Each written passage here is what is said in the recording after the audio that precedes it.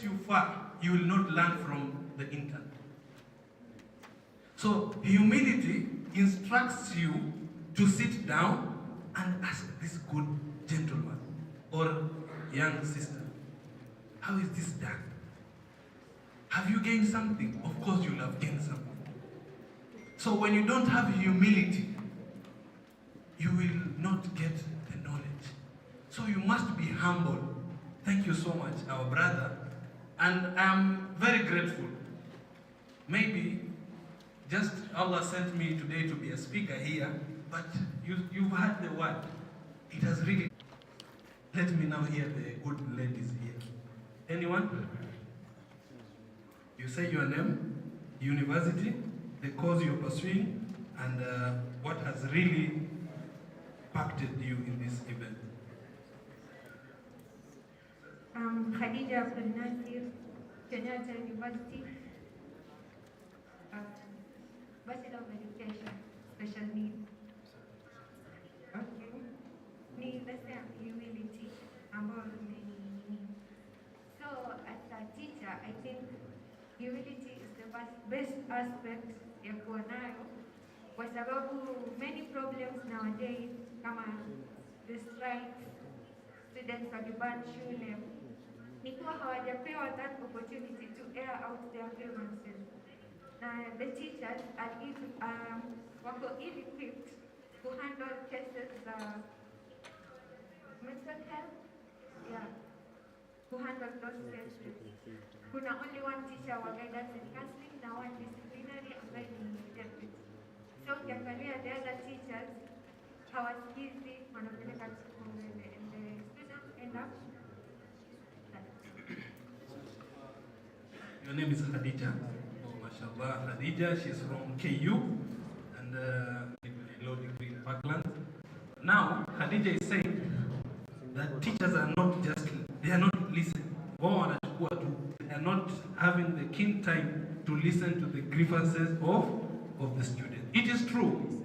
You see, an organization, any organization that you work or you aspire to work in, there are issues here and there. But how do you sit down? How do you sit down? But how you see the problem? If you see the problem is touching on your ego or your self-esteem, you are the problem. You need to sit down and address these issues.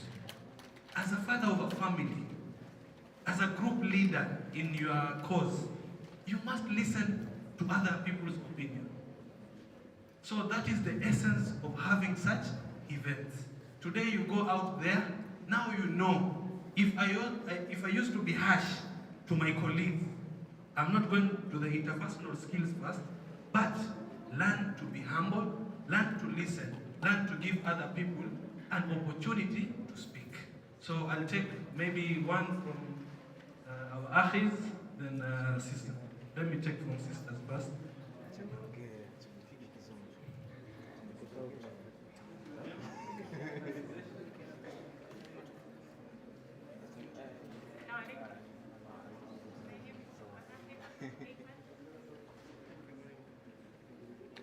My name is Hhrd. University. I'm pursuing entrepreneurship. As an entrepreneur,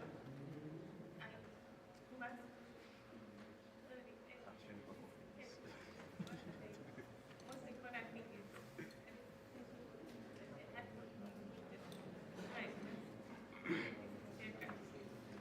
thank you. That's nice. We've had an entrepreneur. Fortunately, she's also from KU. Watu wa KU wako wapi hapa? Tuinue mkono tu. KU, raise your hand. Be confident about your school. Jekwat. Okay, sorry.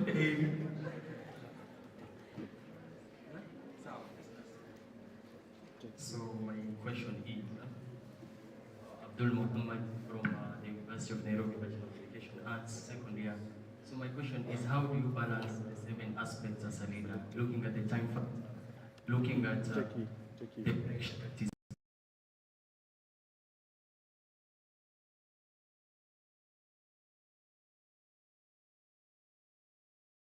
gotten the question, I will answer that effectively. Let us hear some other, but remind me if I forget, I've gotten your question. Is it a question? Comment. Okay. My name is Ali from the Technical University of Kenya.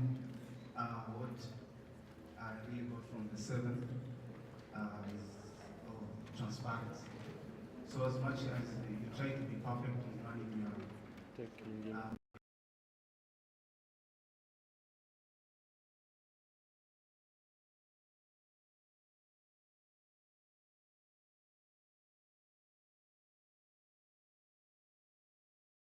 just try to be humble and take the critics. Thank you. Criticism is a very important aspect in our lives. Sometimes your friend buys for you a pair of shoes. It might be very nice when you see it. Ladies will tell you this, but you don't like it. How do you positively criticize such? That's practical. So in life, you come across different. You know, there's a difference between a critique and an enemy. I think we need to distinguish these two issues. An enemy is someone who, first, unajua watu maadui, they don't have a point in life. Their life is, they've become, maisha yao wenyewe hawajui kuyahandle. So they have lost hope. Now the only way is when you try to do something, there are two aspects. There is optimism and pessimism. When someone is pessimistic, you are always negative. Negative. And we must drop this negative energy. So when you are criticized as an engineer, or a doctor, or a teacher, you must be humble to take the criticism. You know, everything in life is objective and subjective. When I say I'm giving an objective opinion, it is a general opinion that is set for a general aspect. But when I'm subjective, I'm saying, Khadija, you are this. I'm subjecting it to Khadija. So, in life, how you handle criticism, you must be objective. Let's say, your county government, Uko Nyumbani, it has built boreholes, walls, and everything. But you say, we still have a problem in the service delivery. When you go to the office, you don't get things early. So, you are being objective. You are criticizing objectively. But just because you wake up one day, oh, this guy is not from my community, oh, no. That is subjective and it's negative criticism. So in life, always, learn to know to criticize things positively. Because when you have that mentality, I'm telling you, you will go so far in your career and in everything you pursue. Because that is a dream. And in this dream, you need to drop every aspect of negative energy. So learn to know your circle. I'm telling you this for a fact. You live life, you'll find friends who needs to be, just cut them off. Because they are negative. Every time you attend such an event like this, they'll tell you, but we're just going to waste time. But let's be fair. Honestly, you came out with maybe 0, now you have +1. Even myself, I had that course, geospatial, but alhamdulillah, today I can meet a geospatial engineer and ask her one question. What do you do? I've always seen it on the internet, but I've never had an opportunity. So for me, it's also a +1 in this event. So avoid people around you who are not criticizing you, but they're just unleashing negative energy in your life. You are a teacher. My sister here is pursuing special needs. Do you know what special needs is? These are children who are just like us, but they are able differently. Imagine trying to teach such a child. Now, someone will tell Khadija, your career is bad, you're just a teacher. So if Khadija, unfortunately, and God forbid, don't take those things to your heart. just know this person is negative. Imagine you're going to impact a life. A very young man, men can relate to this, who opened the World Cup ceremony, Ghanim Al-Muftah. Look at the odds that young man is going through. Have you ever asked yourself one question? If you are Ghanim today, will you be taking things positive? Let's be realistic. If you come from a home where there's someone with special need, someone who is able differently, you know the challenges these people go through. So, in a nutshell now, to bring the point home, criticism is okay, but you must be objective. So avoid people with negative energy and always strive to ensure that your criticism is objective. Yes. So, anyone who wanted to say something before we wrap?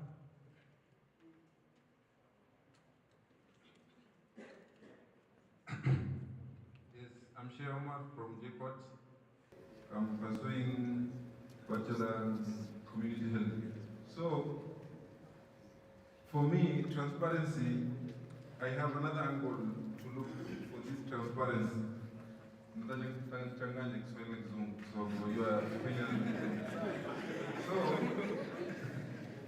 transparency, I apply for leaders, like for organization, sana zinatumika when you offer services, like semen service, kama as you are a doctor, teacher, counselor, mostly for counselors, and wale watu ambao wanasaidia kusaidia wengine kama mtu wako na shida kimaisha nini. So transparency lazima venye umesema listening and kuna kusikiza na kuhear, hear and listening. So you must show that, yani unaonesha kwa hiyo uko tayari kumsikiliza vizuri, unakuwa open, unamsikiliza, kwa sababu usipomsikiliza vizuri mtu kama huyo, uko transparent, uko open, so ule mtu anaweza kuondoka pale, badala ya kumsaidia akaondoka na shida zingine zaidi. Nimesema mimi kuna fulani kumsaidia, lakini badala ya kumsaidia anaweza kuwa na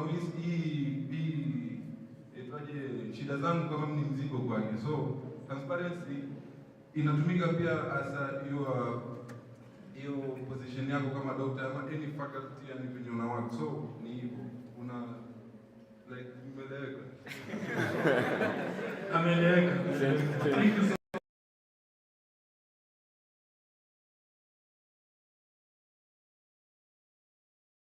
a topic I've not handled interpersonal skills, but one of our facilitators, Sheikh Barak Awes, is in the room. He told me to stop at 12 so that he takes over, and with all humility I'll do that. But just a last comment so that we can welcome Sheikh.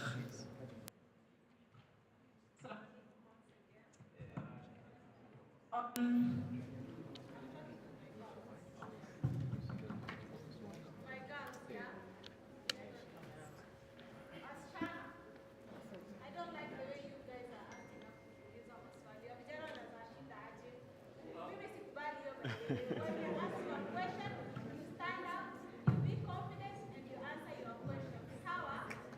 The last time we were here, we had Dr. Rukia. I don't know if you guys know.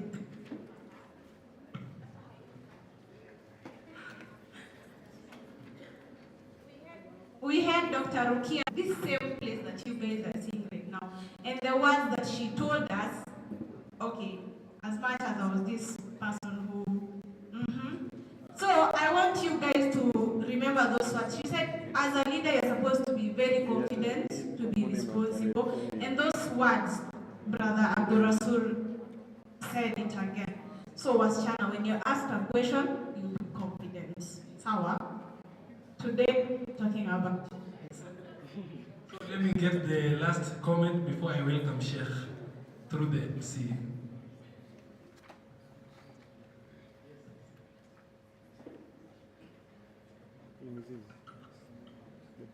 Assalamu alaikum wa rahmatullahi wa barakatuh. My name is Zuhura Mohammed, one-year student at Technical University of Kenya. Okay, so for me, what I grasped, one of the aspects of a leader it's being strategic. Okay, so for a food scientist, going to the lab, doing the tests and all, you have to grasp new ideas. You have to come up with new methods and all that. Yeah, you should also have a great plan. Yeah, shukran. Let's take for Zoom.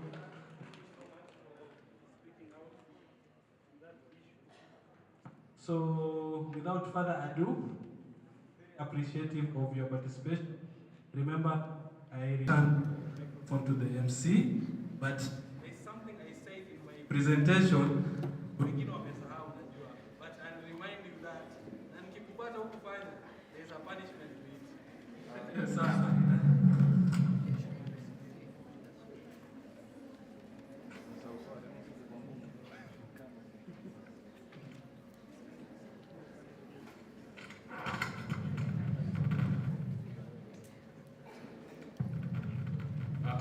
It's a moment in time. I'd like to Baraka to come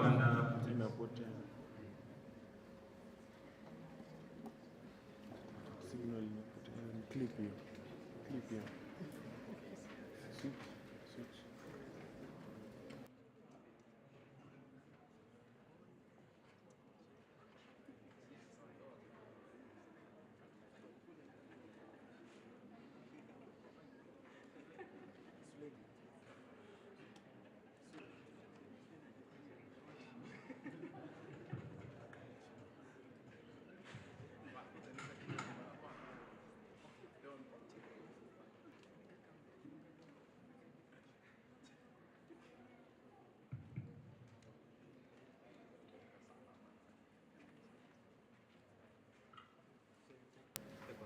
السلام عليكم وبركاته.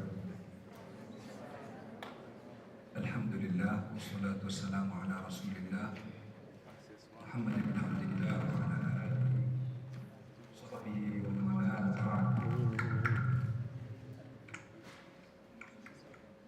Baada ya kumshukuru Allah subhanahu wa ta'ala na kumtakia rahma na amani Mtume Muhammad sallallahu alaihi wasallam, niwashukuru kwa mara nyingine ndugu zangu wa Hhrd kwa uandishi kama huu na wale kwa wazungumzaji wazuri, wasoro wazuri naweza kudiliwa kwa njia nzuri zaidi, lakini na mimi ndio hao wakaona ni heri, lakini pia niwakaribishe katika msikiti wa Hhrd ndio Mwenyezi Mungu Subhanahu katika wote Islam. Mada yangu kama mlivyoiona katika ratiba ni youth na social media.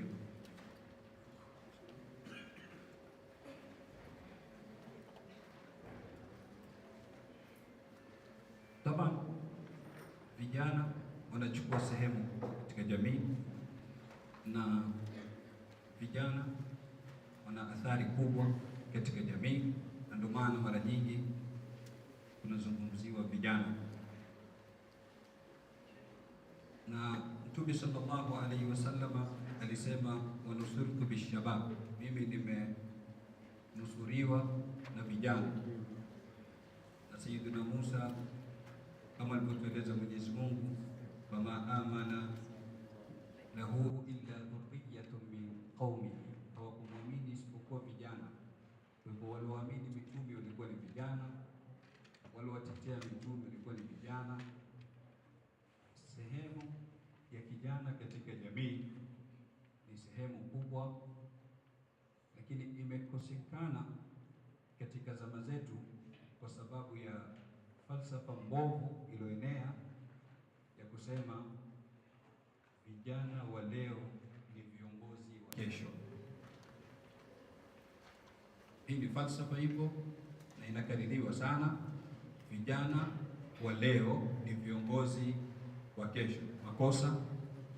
Vijana wa leo ni viongozi wa leo. Ukimwambia mtu yeye ni kiongozi wa kesho, unamaanisha kuwa nafasi katika kuathiri jamii. Ukiangalia waliozunguka mitume, tuchukue mfano mmoja tu, Mtume Muhammad sallallahu alaihi wasallama, katika watu 57 alikuwa nao katika Darul Arqam ibn Abil Arqam, walovuka ama walofika miaka 40 walikuwa ni watu watatu, wanahesabika kwa vidole, wengine miaka 16, 18, 22, kubwa sana ni 27. Walofika 40 walikuwa watu ngapi? Watu watatu peke yake. Kwa hivyo kila mmoja kati yetu atakikana ajue kuwa ana dori kubwa ambalo kwamba anaweza kulicheza katika jamii, na pindi vijana wanapoharibika, basi ndio jamii yote inaharibika. Social media ni hakika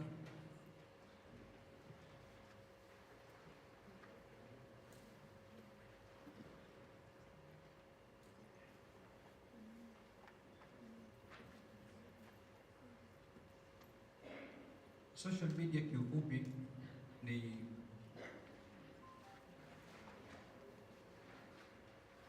applications ambazo kwamba zinapatikana katika internet, ambazo kwamba zimefanya wepesi wa mawasiliano kati ya watu, zimemleta aliyekuwa mbali karibu. Umepatikana njia ya kutuma videos, pictures kwa wepesi. Kwa ufupi tunaweza kusema hiyo ndio taarifu yake ama definition yake. Na katika ulimwengu ambao kwamba tunaishi ndani yake, smartphones ama wanaotumia smartphones ni watu wasiopungua bilioni 5 katika watu takriban bilioni 8 wanaoishi katika huu ulimwengu. Wanaotumia, sio idadi ya simu zenyewe. Idadi ya simu imevuka idadi ya watu. Idadi ya simu, kwa sababu kuna wenye kutumia 2, kuna wenye kutumia 3. Mimi binafsi natumia simu 2 na zote ni smart. So idadi ni kubwa ya watu ambao kwamba wanatumia smartphones, na kuna haja katika wakati wetu, katika zama zetu, kutumia simu kama hii. Lakini swali ambalo kwamba kila mmoja anafaa ajiulize, hii smartphone inatutumia ama tunaitumia? Ikiwa sisi tunaitumia, mbona imetupokonya ule usmart? Ikwenda kwenye phone, sisi tukukosa. Leo mtu anajitahidi akitafuta simu, angalie yenye memory yako ni GB ngapi ama ni MB. Ni swali ambalo kwamba tutakana tujiulize zote. Zamani kabla ya hizi simu, mtu alikuwa anaweza kuhifadhi inshallah namba 20 30 za wajomba, za mashangazi, za maanti, za wote. Lakini leo pengine namba yako wewe mwenyewe, kama unazo 2 basi moja utaijua, nyingine shida kuijua yako wewe mwenyewe. Sasa imetupokonya ule usmart. Tuambizane ukweli, memory imekuwa hatuna tena, zote zimekwenda hapo. Hata zile hesabu ambazo kwamba tulikuwa tukizifanya kwa kichwa hatuwezi tena kuzifanya, mpaka tufungue calculator kwenye simu. Kila kitu kimekuwa kwenye nini? Kwenye simu. So ukiangalia kiuhakika utapata inakutumia, sio wewe unaitumia. Imekupokonya ule usmart ambao kwamba ulikuwa nao wewe kama mwanadamu. Na imetengenezwa na mwanadamu. Mwanadamu ni hodari zaidi kuliko hii simu. Kwa hivyo social media ni kitu ambacho kwamba tunaweza kusema ni silaha yenye ncha mbili. Ni silaha yenye ncha mbili. Unaweza kuitumia kwa uzuri, lakini na vile vile unaweza kuitumia kwa ubaya. Ina mazuri yake mingi. Inaweza kuwa shughuli hii inayoendelea hapa sasa pengine iko live, wengine wanastafidi nayo, wanafaidika nayo walioko mbali. Ni moja katika mazuri ya social media.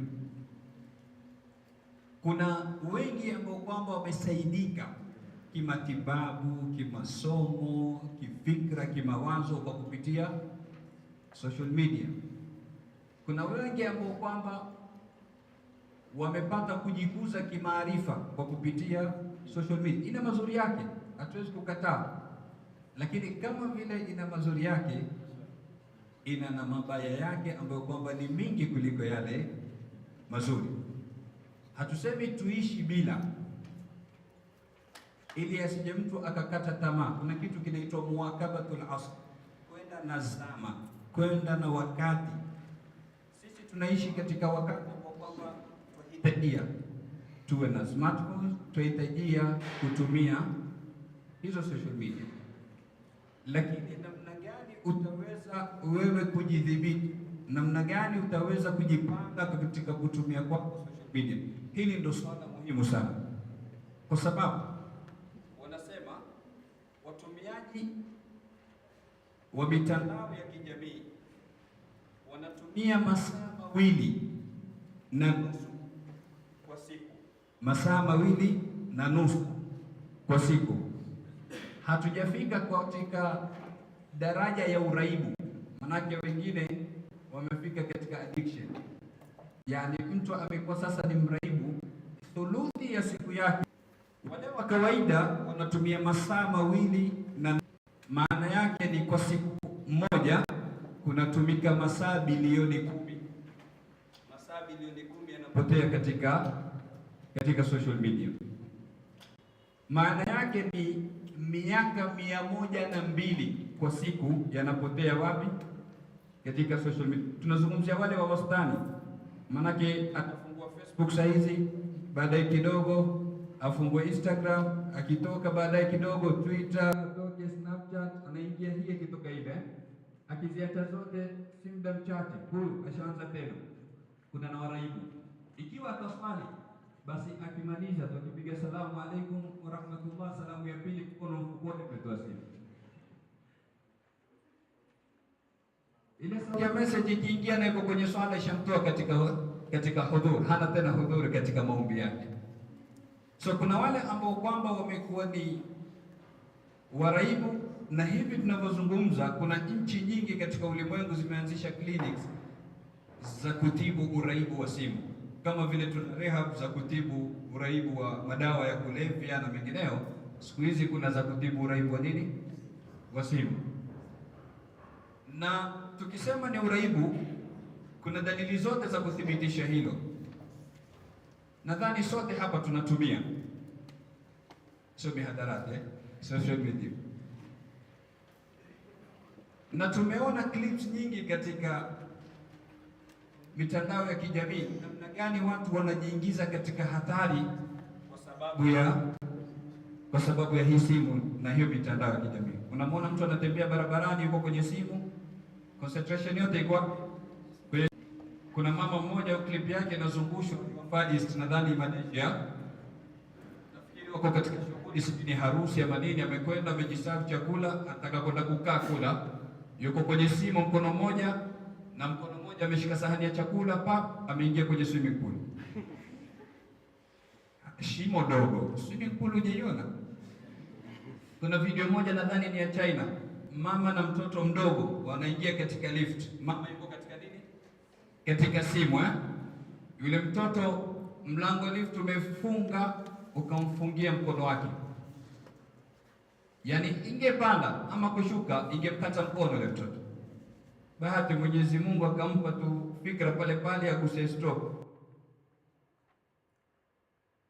lakini angekuwa amemtia hatari ile mtoto. So tunaposema ni uraibu, ni kwa tumefika kiwango cha kujiingiza sisi na kuingiza maisha yetu katika hatari. Hatari hivyo.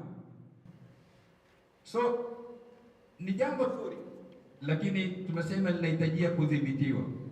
Leo watumiaji wa Facebook ulimwenguni ni bilioni 3, wale ambao kwamba wako active kila mwezi bilioni 3 kila siku.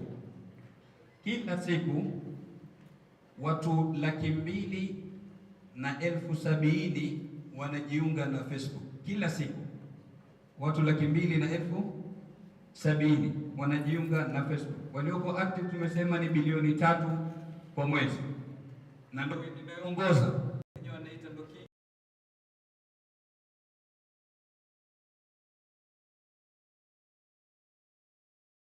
Leo katika matajiri wakubwa ulimwenguni ni mmiliki wa Facebook. Anayemtajirisha nani kama si mimi na wewe? Sisi wenyewe hali zetu ngumu huku, nasema hata ugali hatupati, lakini ni mimi na wewe ambao kwamba ile 100 tunayopata badala ya kununua ugali tuenda kununua data, tumfanye yule mwingine anakuwa ni bilionea. Kwa nini? Kwa sababu ingie tu scroll, angalia kuna habari gani leo na nini, na yareti angalau ingekuwa zile zinazopatikana ndani mule ni habari za uhakika. Wanasema 75% ya kinachowekwa katika social media si ya kweli. 75% na pengine ni zaidi, Allahu a'lam. 2016 kulipokuwa na kura za Marekani, kulitoka habari na ikaenea sana katika social media wakisema Papa Francis anamuunga mkono, ikisema habari Papa Francis anamuunga mkono Hillary Clinton kuwa rais wa Amerika. Ilizunguka sana kama mliona. Wakati huo huo ikatoka habari pia Papa anamuunga mkono Trump kuwa rais wa Marekani. Zaenda vipi hizi? Yaani mtu huyo huyo mmoja amemuunga mkono huyo, mtu huyo huyo mmoja amemuunga mkono huyo, na ilienea sana kwa kiwango kikubwa. Sasa ikiwa kwa ngazi ya juu ya urais wa dola kubwa ulimwenguni, kwa ngazi ya juu wa kiongozi wa moja katika taasisi kubwa za kidini ulimwenguni, inafikia katika kuwa na urongo kiasi hicho, zile za ngazi ya chini zitakuwa vipi? Shona kadari ilikuwa Na moja katika matatizo makubwa yaliyoko hapa ni hili la kueneza habari za urongo, naklul ishaat. Na mimi na wewe mara nyingi tunakuwa ni wepesi wa kushare, kulike, kucomment. Umetumwa habari, hujaifuatilia, hujajua uhakika wake, hujajua ukweli wake, tayari utafanya nini? Kama ni WhatsApp ushaituma kwenye grupu 20, ni Facebook ushashare na comment kwa juu na ushalike. Si kitambo kuna picha ilikuwa inazunguka katika mitandao ya kijamii, mabinti wawili wamepigwa picha, wanawake wawili, imewekwa alafu imeandikwa waizi wa waume wa watu. Yeah. Waizi wa waume wa watu. Sasa njoo ingie ndani waangalie comments. Kweli wamejaa siku hizi hawa. Mwingine kwa ndio tabia yao. Sasa kila mmoja anakuja na comment yake pale chini, mwingine ashashare. Na unajua ukishare kwa Facebook haionekani na mtu mmoja wala wawili, na haishi hapo. Kuna na mwingine ataona atashare, na mwingine ataona atashare. Baada ya muda mchache, kumbe imethibiti kuwa yule aliyotumwa mwanzo alikuwa ana chuki nao wale wadada, wamekosana. So mimi nifanyeje? Wacha nichafue sura yao katika jamii, niwaite ni waizi waume za watu. Yeye ni makosa ameyafanya na atabeba dhambi zake, lakini mimi na wewe tulioshare, tukalike, tukacomment bila ya tathabbut. Ndio Mwenyezi Mungu katika Qur'an sema nini? Ja'akum fasiqun binaba'in fatabayyan, na katika qiraa fatathabbat, akiwajilia fasik mtu mwovu na habari, kwanza fatilieni mpate mambo mawili. Kitu cha kwanza muhakikishe kwa kweli limetokea ile jambo. Kitu cha pili muhakikishe kwa limetokea kwa picha ile uliyopewa. Mambo mawili. Kwanza kweli limetokea. Unaweza kuambiwa tumemwona fulani amesimama na mwanamke katika maeneo fulani. Picha uliyopewa ni kuwa yuko na demu wake, sio? Ama hawala wake, vile utakavyomuita. Laweza kuwa limetokea kweli amesimama naye, lakini swali linakuja, yule alosimama naye kweli alikuwa ni demu wake, ama pengine alikuwa ni dadake, alikuwa ni anti yake? Mambo mawili haya ni muhimu kuyafuatilia. Wanasema kuna mama alikuwa jikoni anapika, chakula kimekaribia kuiva, akamwambia binti yake mdogo, mpigie babako simu umwambie chakula tayari aje kula. Binti akapiga simu, kisha akamwambia mamake, mama, simu imeshikwa na mwanamke. Na tuwajua dada zetu wakiambiwa simu imeshikwa na mwanamke, so fikra iliyokuja moja kwa moja, amekwenda kwa wanawake wa haramu wake.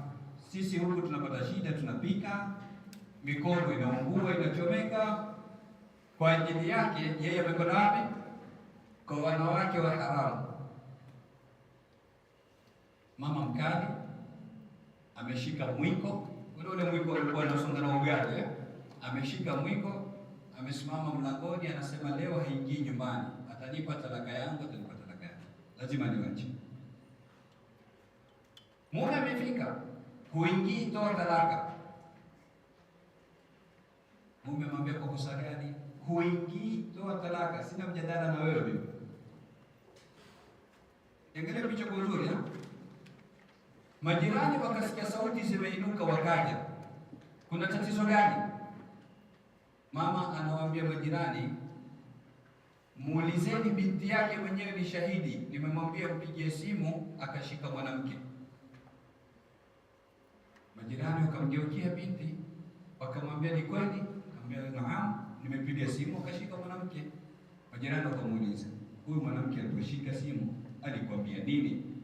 Hili swali mama hakuuliza, majirani ndio walikuja kuuliza. Ile binti akasema, amesema nambari unayopiga ipatikani kwa sasa.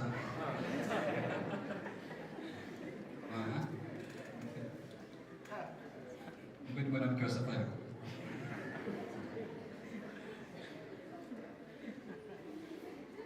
Yuko tayari?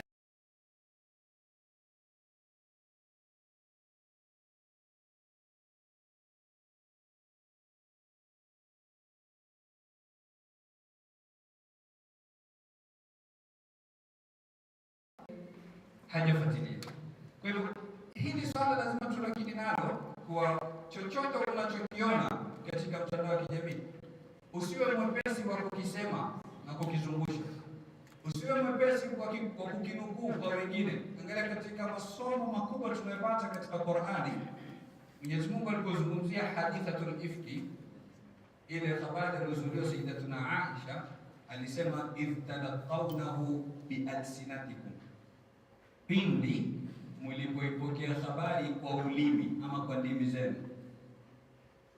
Angalia maneno Mwenyezi Mungu alipokuwa makubwa, idh talaqawnahu, maneno yanapokewa na nini? Masikio au ulimi? Kawaida maneno yanapokewa na masikio, sio? Lakini bwana Mwenyezi Mungu anasema mlipoyapokea kwa ulimi, maana yake ni kuwa hata haijaingia vizuri kwenye masikio mkayafuatilia, tayari mshayasema. Hivi ndivyo walivyo wanadamu. Anapopewa jambo hajalifuatilia kwa makini, kwa uzuri, tayari ashafanya nini? Ashalisema.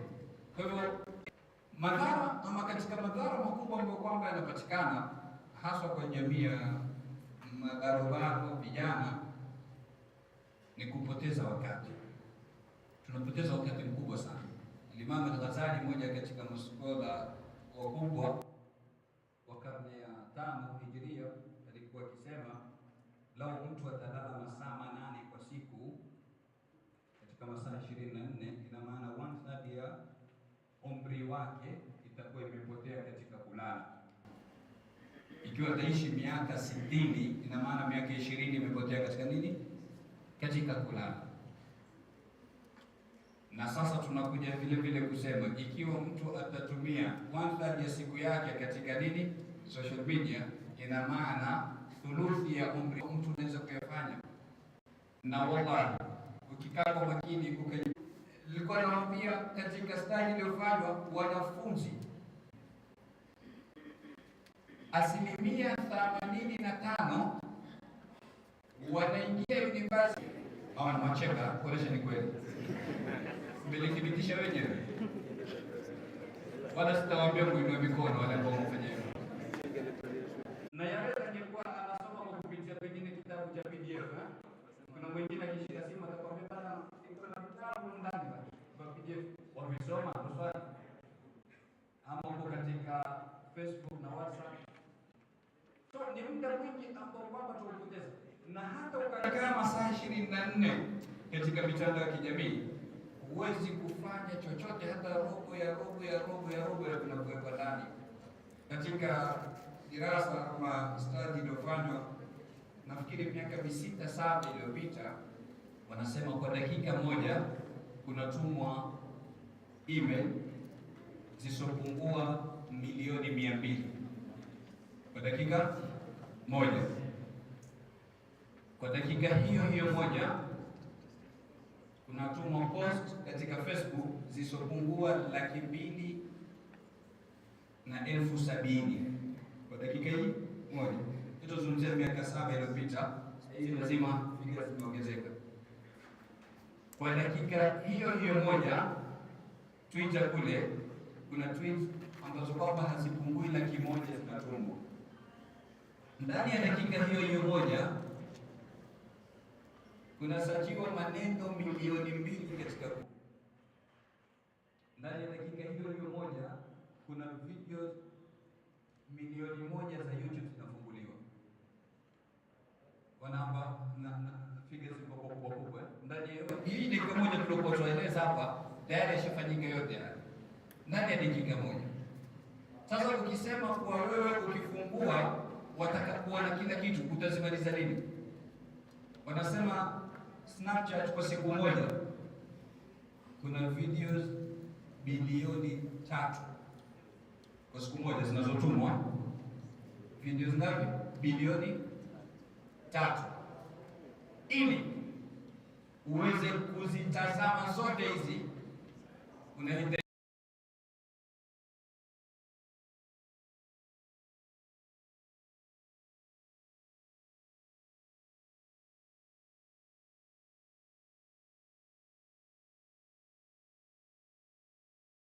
Snapchat peke yake, hujakwenda kwingine. WhatsApp manake wanasema ni 4.2 billion messages zinazotumwa. Ukija kwenye pictures ni 1.6 billion, angalia ni mabili tu zote hizi. Sasa ukisema kwa wewe kila group utakaoingia usome kila message. Sasa ukitoka nusu saa ukirudi kama ndio kwenye group 20-30 utaona moja ina message 350, nyingine sijui na 950, nyingine sijui na 37. Utazisoma sababu zote hizi. So huwezi hata ukakaa masaa 20 wakati. Kama mimi kwa siku yangu nitakuwa na dakika 20, nusu saa asubuhi nitazame message za muhimu nijibu. Kisha baadaye pengine jioni nitazame tena. Lazima ujiweke wakati. Lakini sasa ile mkono unakuwasha, unakwenda mfukoni, unatoa simu, unaanza kuchat. Siku yako yote itapotea hapo. Sasa inapelekea kijana naye amekuwa karibu. Kweli imetuletea karibu waliokuwa mbali, lakini imetuweka mtu amekaa na mamake yuko kwenye simu babako, ikiwa video kwenye Snapchat. Narudia, ubaba umebakia katika post mbwa pekee, lakini una muda na yeye atapika na pesa itajaa vyakula, lakini vikishawekwa ngoja msishike basi. Tumepika vyakula si kwa sababu tukufurahie sisi na waliokuwa karibu yetu. Tumepika vyakula kwa sababu ya kupiga picha ili tutume.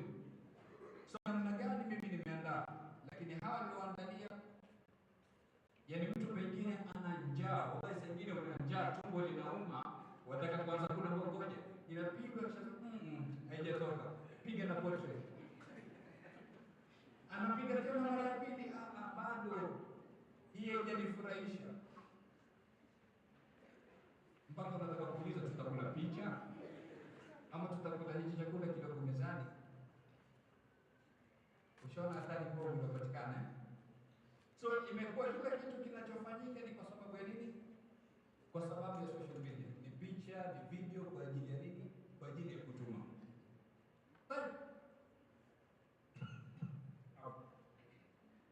Katika maafa yaliyoko vile vile katika social media ambayo kwamba ni hatari zaidi kuliko yote ni swala la atheism. Sote tunalijua ndio janga kubwa lilioko ulimwenguni sasa. Kuna watu wanatumia wakati wao, kuna watu wanatumia nguvu zao, kuna watu wanatumia mali zao katika kumpiga vita Mungu. Na wapo wengi sana katika hii mitandao ya kijamii. Ndio jukwaa wanalolitumia kwa wingi katika nini? Katika kupoteza watu.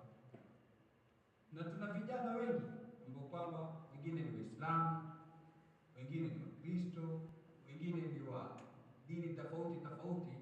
Leo wamefikia kiwango ambacho kwamba wanasema hakuna Mungu katika huu ulimwengu kwa sababu ya nini? Videos, kwa sababu ya posts ambazo kwamba wameziona katika mitandao ya kijamii. Hivi ndio vitu vikubwa. Leo nusu ya ulimwengu wako katika itikadi ya atheism. Nakwambia hakuna Mungu. Huu ulimwengu ni jiundonga wenyewe. Kukarepuka. Basi inacha tena vitu kupika jiundonga. Hatari. So lazima tuwe makini katika vitu ambavyo kwamba tunavifuatilia. Posts zinazofuatiliwa kwa wingi ni za mastaa. Na star haweki kitu cha elimu, anaweka maisha yake anayoishi. Kwa hivyo atakupigia picha amepanda Bentley, atakupigia picha amepanda sijui Bugatti, atakutumia kwenye page yake. Atapiga picha yuko Dubai, anastarehe, ataituma. Atapiga picha yuko kwenye sijui duka la Gucci, wale wafanya shopping, ama kupiga picha ya mavazi yake atume. Tuko pamoja? So kiupande wa maarifa hatufaidiki. Jambo la kwanza, bali tunaathirika na maisha ya wengine. So mimi amekuwa naishi Saudi pengine mkuu hapa kwenye Islam. Na hitajia 2,500 ama 3,000 nipate kulipia kibanda changu ninachotalia. Leo naingia kwenye Instagram naona picha sampuli hiyo. Zitaniathiri ama zitaniathiri? Zitaniathiri. Leo nyumba nyingi zimevunjika kwa sababu mke anaona actress fulani amevaa begi fulani, na mimi nitakununulia begi hili la Gucci kama la fulani. Ameiona kwenye Instagram. Ukilifuatilia la uzo dola 2,000. Shilingi 2,500. Wengine kwenye mshahara wako shilingi 30,000-40,000. Usitoa wapi kununulia? Usiponunulia humpendi. Unaona? Na mbona fulani anafanyiwa? Ana hatari. Majumba mingi. Leo ukifuatilia wanaohusika na ndoa wanakuambia 50% ya sababu za talaka ni social media. 50 ya sababu za talaka ni social media. So mtu anaingia pale anaona maisha ya mwenzake, ataka na yeye kuishi vile. Kipindi nakumbuka miaka ya nyuma kulikuwa na kipindi cha Kituruki. Kuna actress anaitwa Nur. Katika ikiwa kuna watu wanafuatilia hivyo vipindi wanakijua. Nur. So kuna baadhi ya kina dada nyumbani walikuwa wakifuata wake zao wakiambia, mbona hunitreat kama Nur? Mbona huniletei zawadi kama anavyoletewa Nur? Unaona? Sasa yeye hataki kuishi maisha yake yale. Ataka kuishi maisha ya tamthilia. Maana ile ni acting. Amesahau ile ni tamthilia. Sasa ataka kuishi kule. Yule Nur pengine ashaolewa mara 10 akawacha. Leo kuna Nur, kesho yuko na yule. Yule yuko pale ni kazi analipwa. Sio maisha ya kihakika ya kiyoyo anayoishi. Sasa sisi tumegeuza yani maisha yetu ya hakika hatuyataki. Tunataka kuishi kama wale ambao kwamba wako la kwanza. Watoto watoto vijana wamekuwa vipo kufanya kazi, kwa sababu nitafanya kazi, nitapokea mshahara kiasi gani, ili tuweze kuishi yale maisha. Ndipo pale tunaanguka katika public lives. Kuna mtu anaanguka public lives hapa? Nikumbuka miaka nafikiri kama 6-7 iliyopita, ni 6 nadhani, ilikuja website public lives kwambia kujiunga ni 4,500 tu, 4,500. Alafu kwa kila siku utapewa ads 25. Kila ad moja ukiklik una shilingi 10. Kwa hivyo kwa 25 una 250 kwa siku. Katika mambo yalikuwa rahisi, sisi tunataka hivyo tukaza. Ama 4,500 ulizolipa zinajilipa kwa chini ya mwezi. So miezi inafuatia wewe unakula faida. Naona? Jamaa katufungulia vizuri, na wale waliojiunga mwanzo walipata mwisho wa mwezi message za pesa zilikuwa zinaingia 7,500. Tunasikia raha. Kisha anakuja kukuonesha. Ni kweli bana. Hawa si waizi bana. Watakutumia.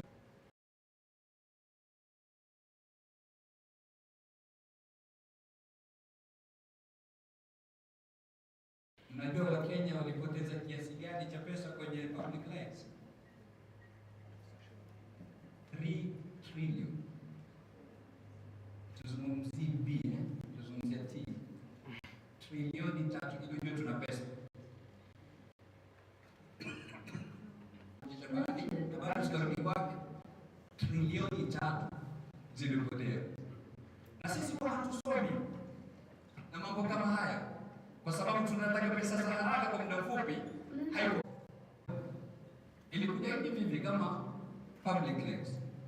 Nakwambia wewe weka pesa, sisi hii ni kampuni iko Euro, tutakununulia power, tutakuwekea katika stage za mabasi, alafu mtu akija na simu yake akichaji, wewe utalipwa.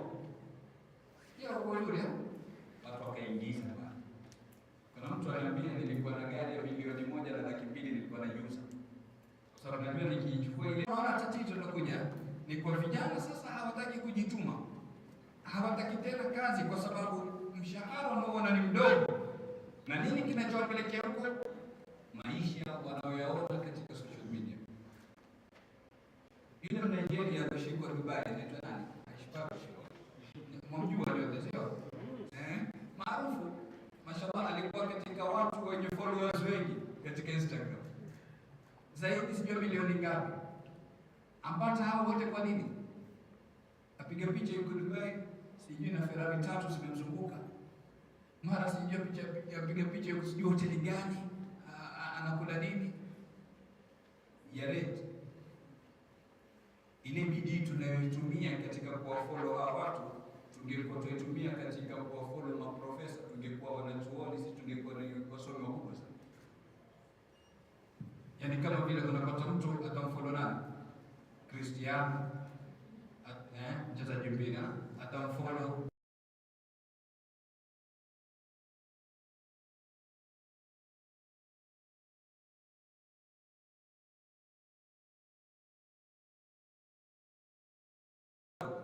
sasa. Njoo wale maprofesa maskini, utapata followers wao ngapi? 2,300. Unapata mtu ana 1,500 na ni msomi na anaweka vitu vya faida, lakini sisi hatuna haja na hivyo. Katika maafa mengine ni swala la kujianika. Kujianika ni kuweka maisha yako katika mitandao ya kijamii. Zamani tunaweza kuwa tunaishi katika nyumba moja kama family. Pengine mimi nina ndugu yangu, mkubwa wangu ameoa, yuko ndani ya room yake, hatujui room ikoje, kitanda kimetandikwa shuka gani, Allahu a'lam, pilo zake ziko vipi, Allahu a'lam, na tuko ndani ya nyumba moja. Na zile nyumba zetu tumezifanya kama ni nyumba za vioo, nyumba za kioo za glasi, unaonekana So mtu yuko katika kitanda anajipiga picha kisha anatuma katika Instagram. Sisikii vizuri, niombeni dua.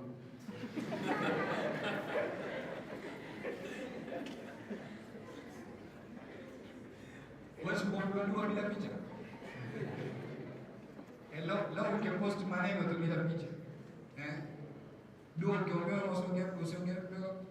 Lakini angalia sasa ile picha, mtu ashaona kitanda chako ni sampuli gani, shuka liliyoko pale, mto na vitu vidogo karibu. Yaani wewe sasa unatangaza maisha yako ya ndani katika ulimwengu wa nje. Kisha mtu akiugua anakwambia, wajua mahasidi wengi siku hizi na macho mabaya sana.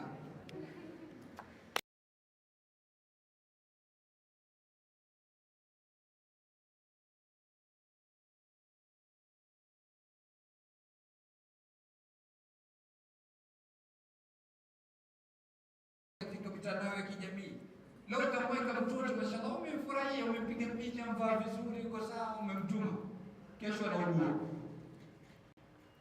Yanaangalia wewe, unajua ni macho mangapi atasema mashallah, yafurahia, na ni macho mangapi ambayo kwamba yataangalia kwa jicho lake tano zilizopita, kwa maana inayotumika sasa. Kwa hivyo maana alokusudia Mtume sallallahu alaihi wasallam ni hivi, taswir katika zama zake ilikuwa ni kuchonga masanamu. Watu walikuwa ni kazi zao, wakiwachonga kisha wakija wakiwauza, wale mushirikina wakiwachukua kenda kuwakula. Kwa hivyo musawiruna ni wenye kuchonga masanamu, wale ndio waliolaaniwa na Mwenyezi Mungu, hata kama wao hawataabudu, lakini wamelaaniwa kwa sababu wamechangia katika Mwenyezi Mungu kushirikishwa. Na Mwenyezi Mungu asema, wala taawanu ala al-ithmi wal udwan, usichangie katika maovu, usichangie katika uadui. Kwa hivyo musawiruna iliyokusudiwa katika hadithi ni wenye kuchonga masanamu, sio wenye kupiga picha. Wallahu a'lam.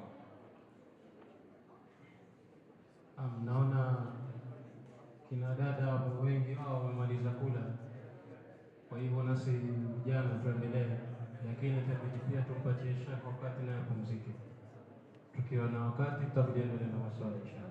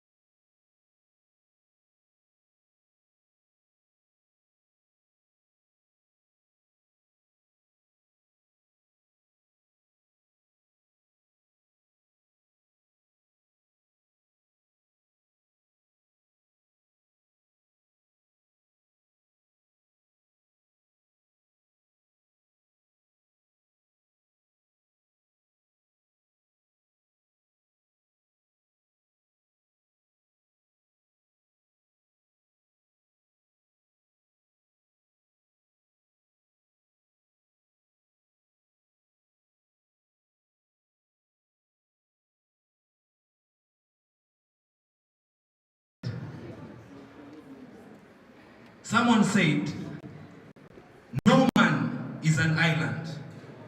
You cannot exist on your own. That is for a fact. You are born and raised in a family. You have cousins, you have uncles, you have aunties. Skills. How do I relate with someone? How do I say that thing? In campus, in madrasa, or any place that you meet someone extra. The late poet in America, Maya Angelou, she said, that very, very important. And they be silent. Even in our avoid bothering other to say it. And when is that? Non-verbal communication. There's a time your gesture, will I define him in my mind? Maybe I'll say the young man is stressed. The young man does not like my appearance. The young man is not well-mannered. I'm sorry to use an example, but just it speaks a lot. Humanity is not to be a human being. Have those elements, you must have those skills. It is very, very important. This is just, it is always said that when you want to speak to a person, do not speak to them in any use to communicate. So when I try to listen to your issues and things that are bothering you, it is beyond using my organ as an ear to hear.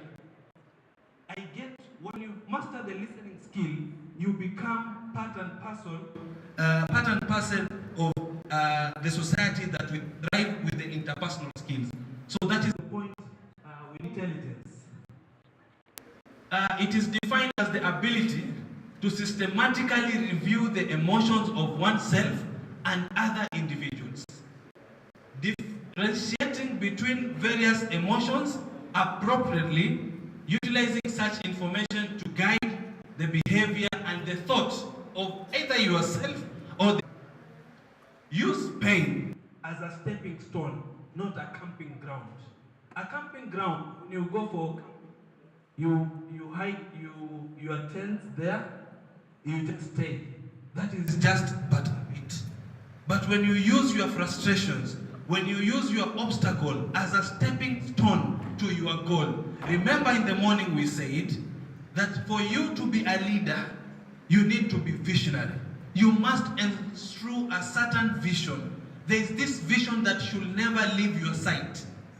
And that end goal that you want to achieve must be used as a stepping stone. So whatever challenges, emotional intelligence, in very simple definition, when you encounter challenges, how do these challenges distract your vision?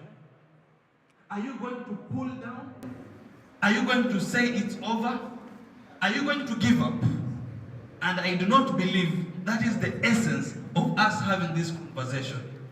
So whatever frustration you face, whatever challenges that come through different ways, some worldly trials, some family trials, some career trials. Today you might have lodged your CV in 20 different organizations. You have been receiving rejection emails that we are no longer accepting interns, we've closed, we've done X, Y, Z. Do you give up? Do you say that tomorrow I'm not going back for my studies? So whatever challenges that are poised against you in your path, in your career path, always know, have the ability to be emotionally stable. Yes, sometimes things weigh on us, on our shoulders, and they really bring us down. But that should not be an agenda to distract you from your career goal. That is the most essential thing. It is not the times that you are down. It is always the energy you put to come back, to strike the goals that you want to achieve. Those were the words of Nelson Mandela. Whenever you fall down, it is okay. A young baby will always run and fall down. But the moment he gets up or she gets up, the joy on his face, the joy on their face is that at least I've been able to go down and now I am up. So the world must see my potential. potential of how I can do it within a short span. So that is how you need to be emotionally intelligent in making your decisions, emotionally intelligent to understand the concerns of others, emotionally intelligent to understand that every challenge will come to an end. And that is your mantra. Speak to yourself.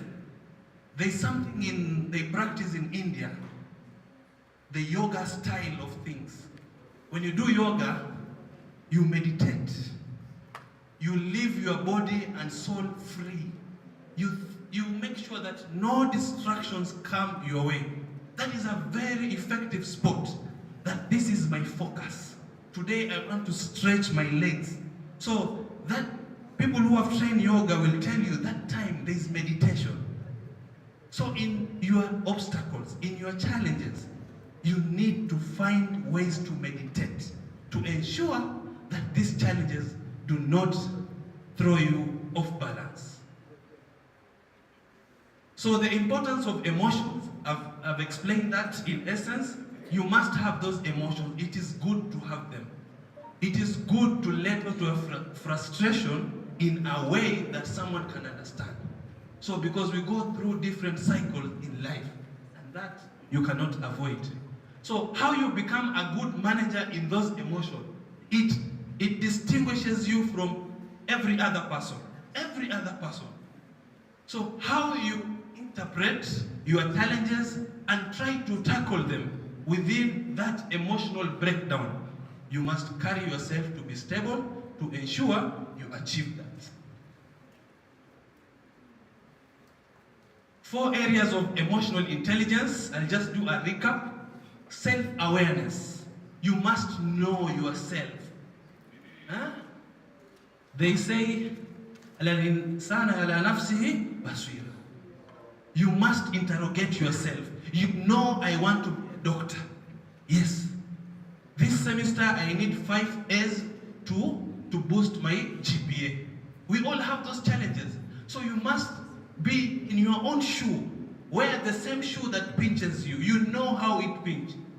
So once you get your self-awareness, then now you can thrive to go to your next agenda. Relationship management skill. Now this involves the other persons. We are still talking about interpersonal skills. Once you know yourself, you know how to handle situations. Now you go to a different bridge of interacting with other persons. You must you must control your skills in how to create a conducive relationship. Remember, at the end of the day, we all want to be remembered as good people. Not everyone will appreciate the good thing you do, but just be human and just know that I interacted with this person in a very nice way. So let the criticism or the negative side of it hinder you from being socially interactive. Conflict resolution. What is conflict? We always get problems every single day. You might wake up one day and your friend has so many things going through their mind and their head. Then a conflict arises. So how do we ensure that to maintain that social bond, how do we solve this conflict? You must employ ways how to solve this conflict. An example is when your friend is down and maybe he or she is bringing up an issue, you must be the bigger person for that friendship. So, even in an organization setting, even in the academic setting, conflict can arise. But now, how do we boil down to the solution of that conflict? Do not say that your friend is the problem. Please try to deviate from them, to salvage that friendship. Identifying the conflict, then you employ a way to resolve that conflict. Patience. Now, in the social interaction, you'll come to realize that we were created differently. We take things differently. Some of us, when we encounter challenges, we just stop. fulani hivi ikae. So at the end of the day, will you survive alone in this world? You need other people. So in terms of patience, a pattern in a puzzle. When you play those games, I remember there's one whereby there's a picture of someone with a horse. So I think there's a time we had that at our place. So we were kids. So this puzzle is what I'm trying to narrate. When you want to create a uniform puzzle, remember there are different patterns. So in life is a puzzle. Life is a puzzle. So in this puzzle, you must intend to achieve, to unify it, so that it becomes one. So that is the degree of patience. Sometimes you face these challenges. Maybe you are in your final semester 4.2. You are submitting a project. Then, God forbid, you lose your presentation or you lose your project in your laptop. Maybe it says there is virus and you are not an IT expert. Will you say you don't want to graduate? Will you say that? How many will just give in and say, your degree guy? You have strived for those 4 years. So now, in order for you to be patient, you must know, you must have a positive thinking. The lineage of thinking must be very positive, that these are challenges that will happen.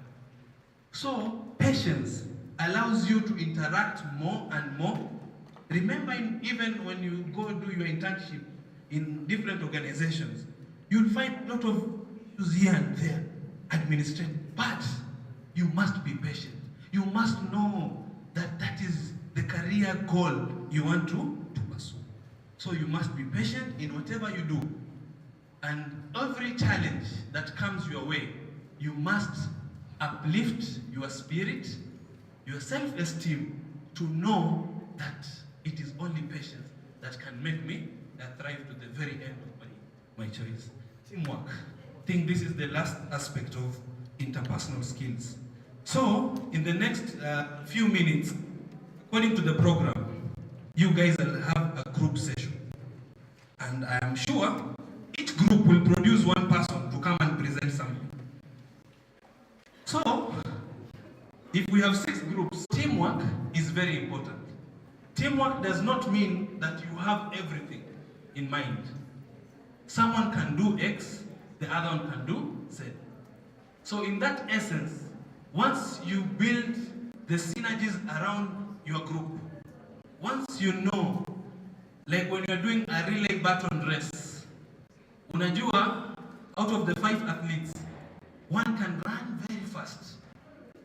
And now here I want you to get now the practical aspect of leadership, and the vision, and the strategy. So as a good team, there's one game I never knew about it. There's one that there's a 1 liter bottle you take, then unachukua maji, let's say the bottle is at the tail end of this room. Then unaenda na maji, ukifika pale nyingine imemwagika. So, but fortunately, there's a team that won. Why did they win? How did they do it? It was because of team roll end. You put in that bottle, your team emerges to win it. So in teamwork is very important. You might work in an organization where there's a department. Let's say there's a finance department, and all of you have targets. Every department in an organization has targets. How do we achieve these targets? I might be the best in presenting, so they'll choose me when they prepare their paper, I come and present. She might be very good in research. So you put Halima, I'm just using as an example, in the research area. So remember, when people come together, efforts. I gave another example in the morning about carrying this speaker. You cannot do it with your own finger. You must have a hand. And this hand is a combination of fingers. So for you to get the opportunity. And as I conclude, I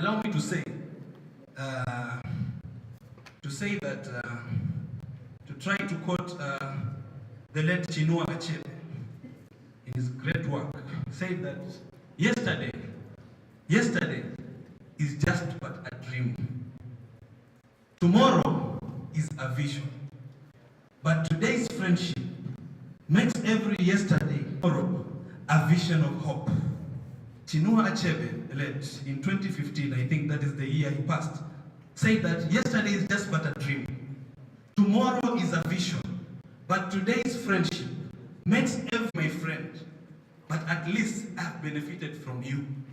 So I'm urging young men and women in this room to continue Chinua Achebe said. Allow me now to rest here and allow the next session to roll out, having my heart. May Allah grant them ease. May they have many more partnerships tomorrow so that they can roll out, maybe in a mistake or a genuine way, for them to have reached out to me to facilitate this session. Thank you so much. God bless you all.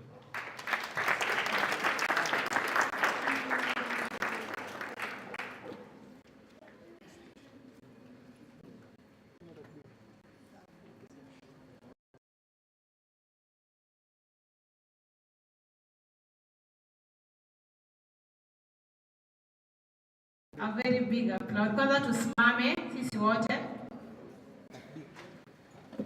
We stand up, all of us. I want everyone to say thank you to Brother Abdul Rasul.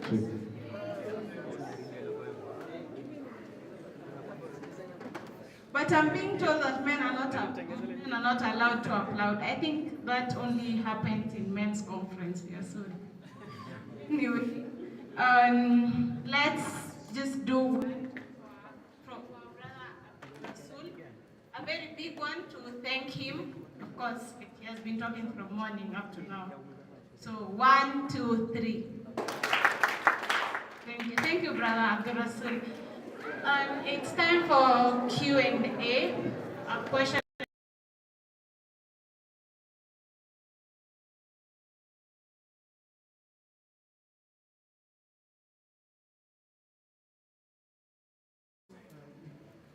Emotional intelligence, and specifically under emotional intelligence, we focus on patience. So my question is there a level, like maximum level for patience?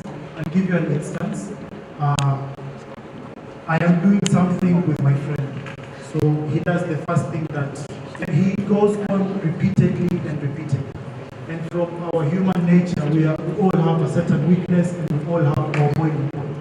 So is it okay if we express our anger, if we express our displeasure, or we just suppress it and continue to be patient? Thank you. Draw.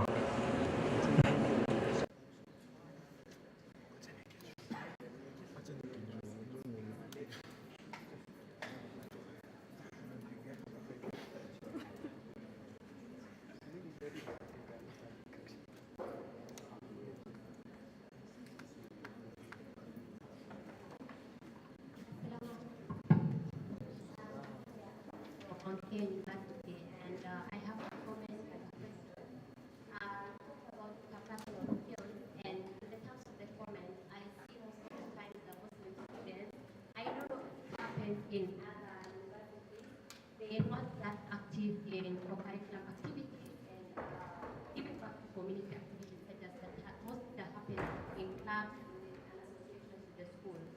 So a comment would be for my fellow Muslim sisters and brothers, let us engage ourselves in these activities because it's very sad to always go to conferences and activities to see less Muslim representation.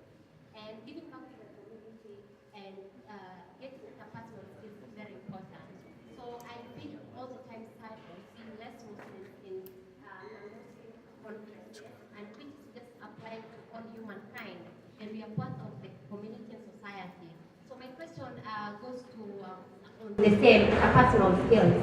Sometimes you see that issue of gender comes in, and experience and also saw ladies who experience the same. You find a lady who is active in activities such as environmental conservation or maybe erecting homes, and she is active and she needs her Muslim brothers' assistance or maybe exchanging of ideas and working together as a team. But Muslim girls face this issue in a way that for Muslim brothers, they see her all the time as a wife material, and all the time they are just after her, asking for a relationship, and this is a serious matter. It really impacts me instead of trying to help the Muslim sister to achieve her goal, work together. Why do we think about wife material? Why do we want that?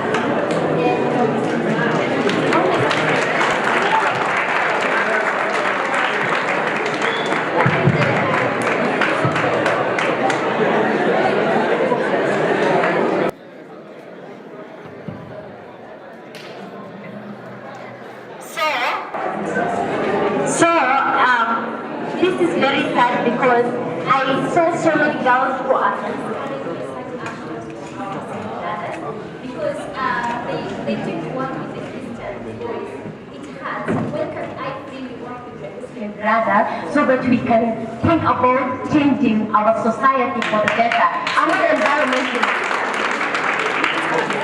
environmentalist coming from Northeastern, and my vision is to have a green Northeastern. Northeastern is made up of boys and girls, and we need all the gender so that we can achieve our mission and vision. But all the time we talk about leadership and we see as a white material. Why is it always like that? So then I don't know what the question is. Sorry, excuse for a while. So let me put my question this way. I think what kind of comments that can go as a question. So Muslim brothers always have the intention that you can work with anybody without seeing her as a wife material.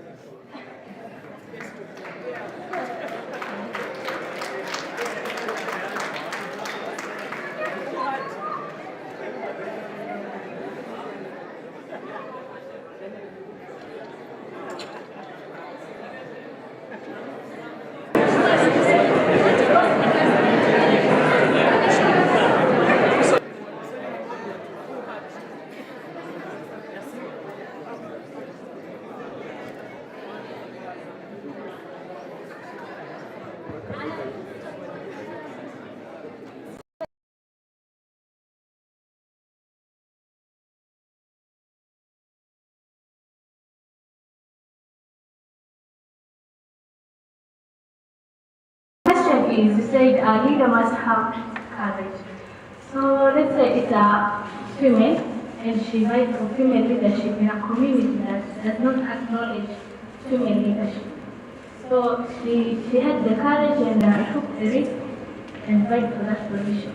But the community ilikataa katakata walimkataa kabisa. So what should she do? Should she give up and let the community and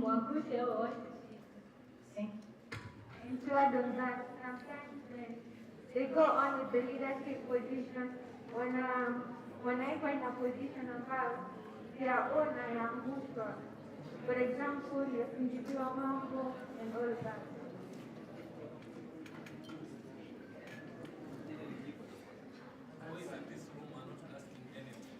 What happened to boys?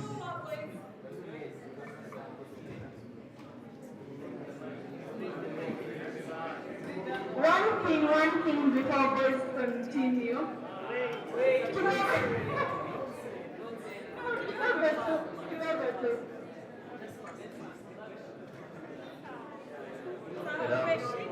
Assalamu alaikum wa rahmatullahi wa barakatuh.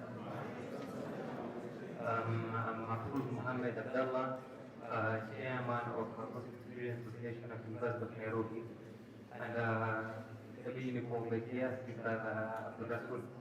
I just want to answer my sister. Not my question.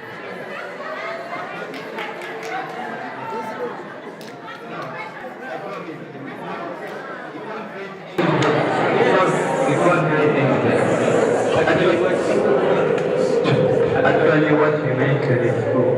but to a certain extent. I just take myself as an example. In our association, we have 9 people. 3 of them are ladies, and they are here. And we've been working together to achieve our goals as a team. We don't see them as potential wives, we don't know, but maybe in the future, because we are working right now. So, advice to my sister and everyone else here, even the boys, men. Tukuwe na pengine vitu kama harusi, sijui mind with them, hiyo ni kitu, let's put our focus kitu ya future. Kwa hiyo unafikiria demu kipata, leo unafikiria tu moyo wa nini? Kwa nini usifikirie what I can build with this lady? You can, and I've seen people who build something together and they got married by that. And this also applies to the ladies actually. It's not just a one-sided thing. The ladies, you can work together with your brothers and achieve greatness. Na tunajua once we achieve greatness, tunabeba the whole Muslim community. So it's not just an issue for the sisters and the brothers, like it applies to all of us. It's the same way as ladies, they want relationships with men. Also men do want relationships with ladies. So advice to all, let's try to work together, achieve greatness, achieve. After that, we can get married. Takbir! Allahu Akbar!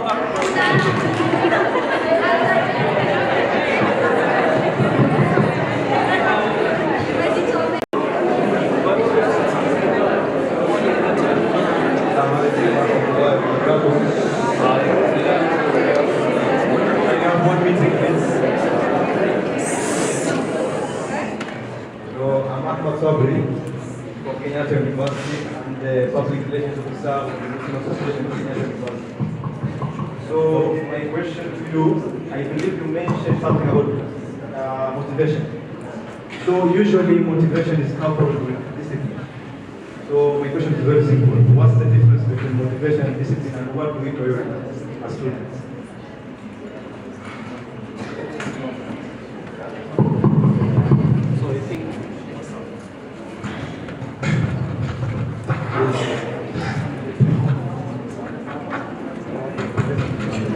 So those are good questions, and let me start with, I don't have an order of priority, but one that captured my attention was the aspect of emotional intelligence and how you salvage your friendship when issues go downside.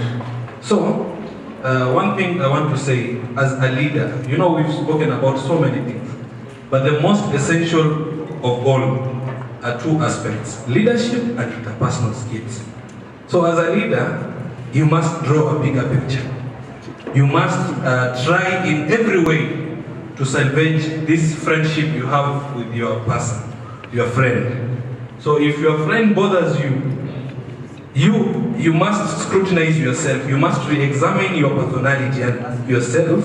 Yes, I've been bothered, but where do we head? So in that question, you'll have to draw a bigger picture of yourself. Am I ready to salvage this friendship, or I let it go? So for emotional stability, I believe as a person, you need to take on that as a challenge. When you take it positively as a challenge, you try. We've lived with friends. Maybe we are the bad friends, but do we give up? We always appreciate those people who hold our hand in times of need and rectify our weird character. So for emotional stability, you must be patient. You must draw yourself as the bigger person and try as much as you can to not let your friend go. Because if your friend goes to another friend, he might have the similar behavior that he has portrayed them against you. So you must ensure you be a source of help to that friend of yours. The aspect of being viewed as a wife material aspect I think it caught the attention of so many people. But my dear sister, I think that is wrong. As a man, I'm speaking. That is wrong. I think men, we need to change some of our behavior of viewing things. You might have a very good member of your group who is a woman. She's very resourceful, but not every time. If it is written for you guys to be a pair, that is later. But you just have to change your perspective on viewing things. Remember, you have sisters too. And this is a personal advice I'm giving out to all men. When you try to buttress or when you try to bring down a woman in whatever way, remember, you might have a sister or your brother has a sister. All those might encompass and come back to you. So always thrive. Yes, I know there's a conversation between boy child and girl child. Yes, it is there. It is live, it is happening. But let's be fair. These are our sisters, and the best of advice you have been given is from our Prophet. We must be so kind and so merciful to the other gender. Because physically, how they are created and everything, there is a sign of lazima hiyo huruma ikue. So always, because your community is saying X or Z. I don't know if there's any other student pursuing law. When I wanted to pursue law, some guys told me, law is haram. Law is bad. Don't do law. A lawyer always speaks for the devil. I mean, there are so many things that need lawyers outside court. Yes, I might be a lawyer, but not. I don't go to criminal courts. I don't defend murderers. I register for you an organization. I register for you a company. I help you in building a policy. That is other outside work that lawyers do. So just to bring the point home, whatever odds you face, if your community says X or Z, you cannot be here, that is their opinion. And do not be derailed by the opinion. You work out a plan to ensure that you achieve certain goals. Because it is not the community that is seeing you or observing your career change. Someone else will find you resourceful and they will employ you. So in that aspect, never ever be derailed by opinions of persons. So someone asked me a question. Is dating allowed in Islam? With a lot of respect, I was given topics to cover, but now also to answer that, I don't think I'm the right person to answer. I do not think, because I do not say that I have a lot of religious knowledge, and maybe, if you have an opportunity, the Sheikh, I think he has social media, you can approach them, and the Sheikh was here, Barak Awes, and maybe you might get the platform to be answered. Someone asked about a certificate. Her name, I think, is against an institution. Will this affect my certificate? I'm told by the organizers of the event, no, the certificate only bears your name, not the institution. Then the last very question, are you supposed to be self-aware towards your emotions and act? Both of you matter. But now, before you utupe jiwe kwa jirani, lazima ujiangalie. You must re-examine yourself. Do you have the right attitude? Do you have the right self-awareness mechanism to interact with people? So before you go to the other side, you must deal with your personality first. I think that is how I'll try to answer. So all those is what I have received, and thank you. Okay, maybe there's someone else. Assalamu alaikum.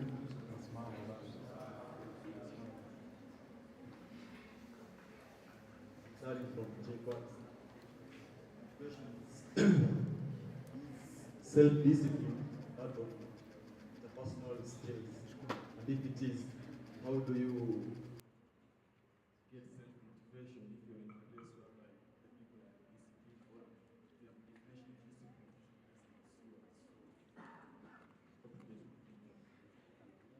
Yeah, I'm sorry, there's a brother whose student asked me a difference between motivation and discipline. I'm really sorry. So motivation, it's you look for an aspect that push your drive. But self-discipline now is a rule, is a set of rules, and how you have organized yourself. You say every day I'll wake up at 5 a.m. Those are your rules and regulations. If you break those rules, you must hold yourself accountable and responsible. So motivation is now maybe you have gone so down academically. Maybe this semester is not for you. Then you come across a story of the late Professor Ali Mazrui. Most of you, I'm sure, have heard of this story. Professor Ali Mazrui, may his soul rest in peace, was not one among brilliant students. But Mazrui was buried with a huge CV. He wrote a lot of things on literature and a lot of debates. If you go to YouTube today, you'll see a lot of debates that Professor Mazrui did.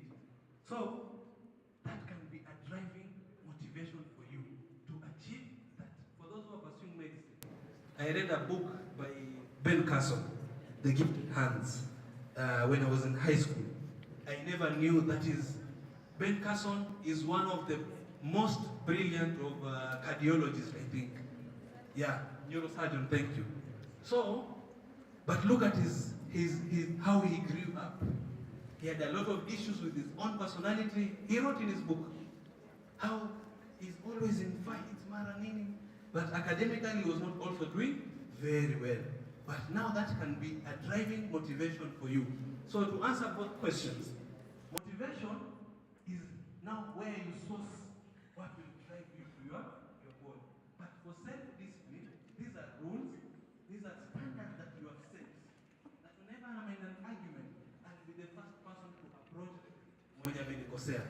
That is self, yani you are regulating yourself to a certain goal. So thank you so much.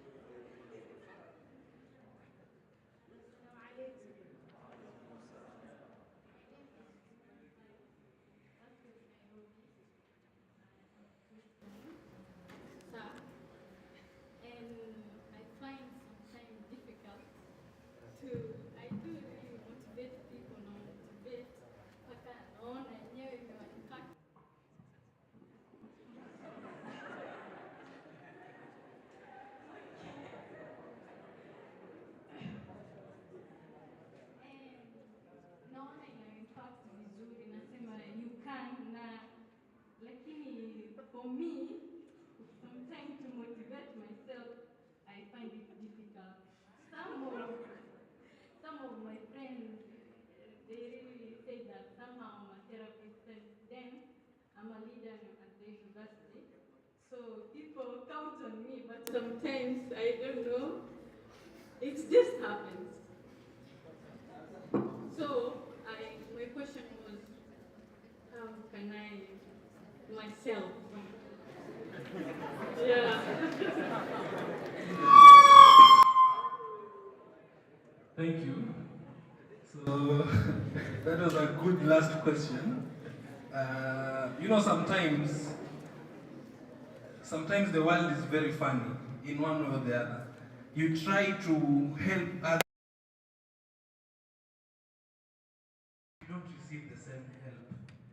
And so for that, I believe you need to, unajua, at the end of the day, if you ask someone, what is your purpose? I don't know my purpose. Like, literally, I don't know. So this person, the only way to help them, Okay, sometimes maybe some have extreme medical conditions that need attention, which is very true. We all know about the mental health campaign and the issues that we're experiencing. So for my sister, I think the best way is kuna element naitwa mirror, having a mirror yourself. Like at the end of the day, what are some of these targets you've set? And if these targets I'm helping others to achieve, why can't I achieve this target? So my best solution, just as an advice, is self-re-examination. Re-examine yourself, re-examine your agenda, your objectives and goals, and focus. That is the point. When you do some sports like throwing arrows, there's a focus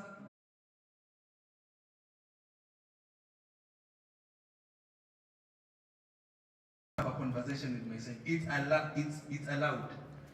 So always renegotiate your goals with yourself. There is that inner voice for you to rediscover your potential again.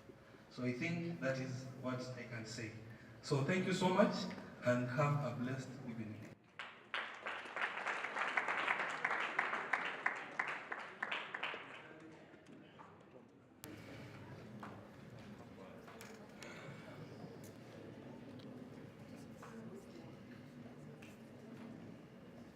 Use the other one. Use the other one.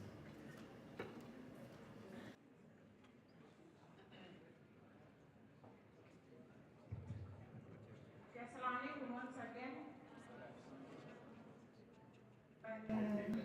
The time is not on our side, and I wanted one of our brothers to come and talk about AMUK. We've been hearing about AMUK, the Association of Muslims, Universities and Colleges in Kenya. And just 5 minutes. It's 3:35. By 3:40, you better be done.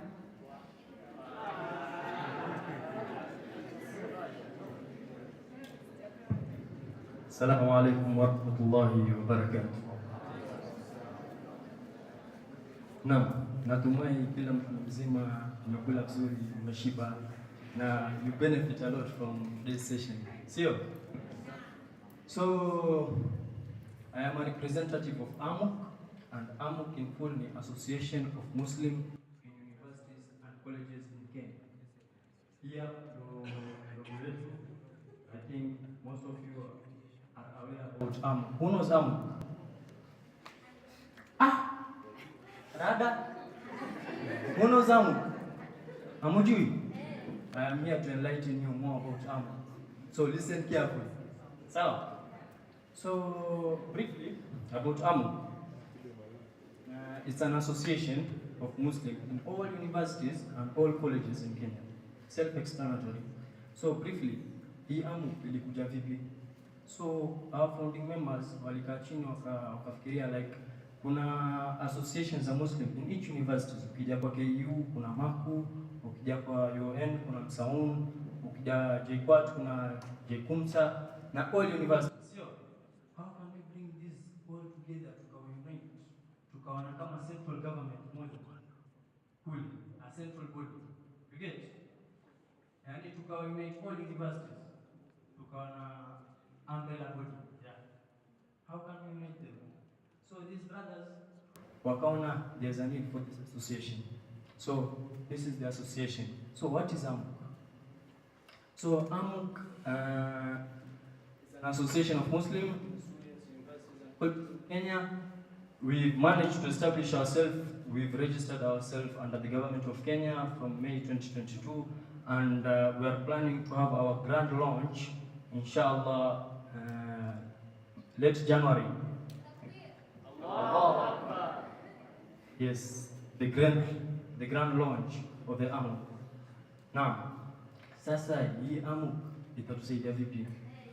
Hii ni swali watu wengi wanauliza, sio itatusaidia vipi? My friend, we are changing the leadership. We are changing the leadership routine. I wish brother Umar Sakwa angekuwa hapa ningemjibu vizuri. Umar Sakwa said that we have a leadership problem kwa community yetu. Sio? And we wish to extend, when alisema they were talking to Hhrd, wamesema they wish to extend and will they create a platform whereby our leaders wa Islam in every university wakuje 2-3 days hivi wa retreat hivi wazungumze kuhusu masala muhimu ambao ni leadership. How can we help our societies? How can we take Islam to another step? You get? I believe it will do the work. And we will partner, inshallah, by the help of other good organizations, we will do the work and it will be well done. You get? Now, before I get off the stage, najua anza na nisubiri pale kona. I'd like to, kuna chairman wetu hapa na Sheikh Muhammad yuko kule mwisho, just stand up.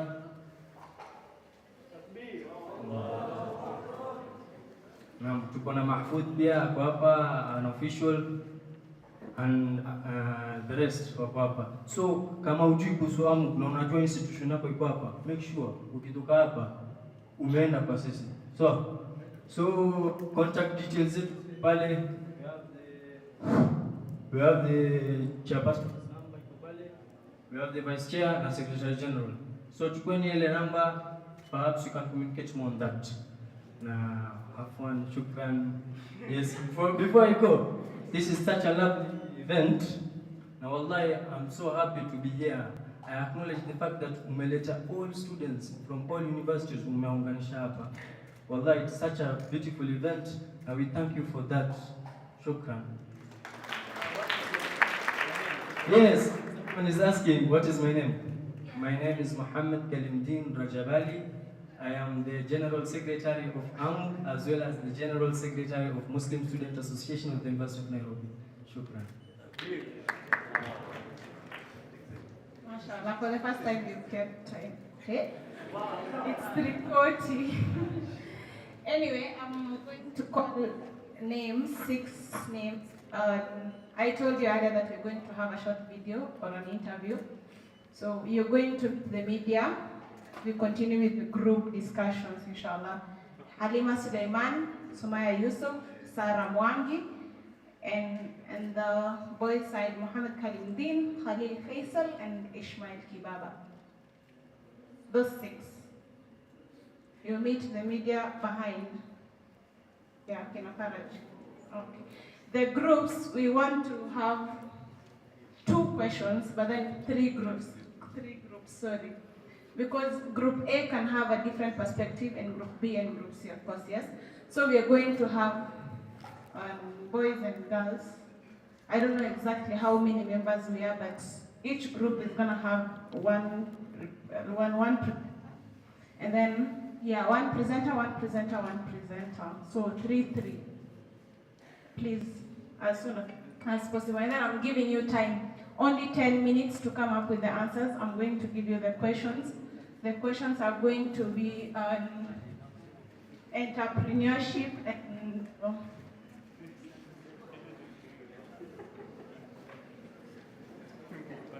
financial literacy and entrepreneurship, the first 3 groups.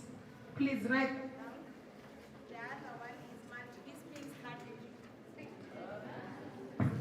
multidiscipline strategy.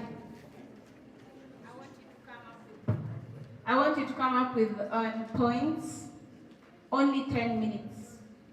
10 minutes. It's 3:42 right now. By 3:52, you guys be done. 6 groups. 10 members. We are mixing up, yeah, ladies and boys. So 10. Venye amesema hawatafuti wife material, wanatafuta tu ideas. You're just exchanging ideas. Ladies and gentlemen, boys.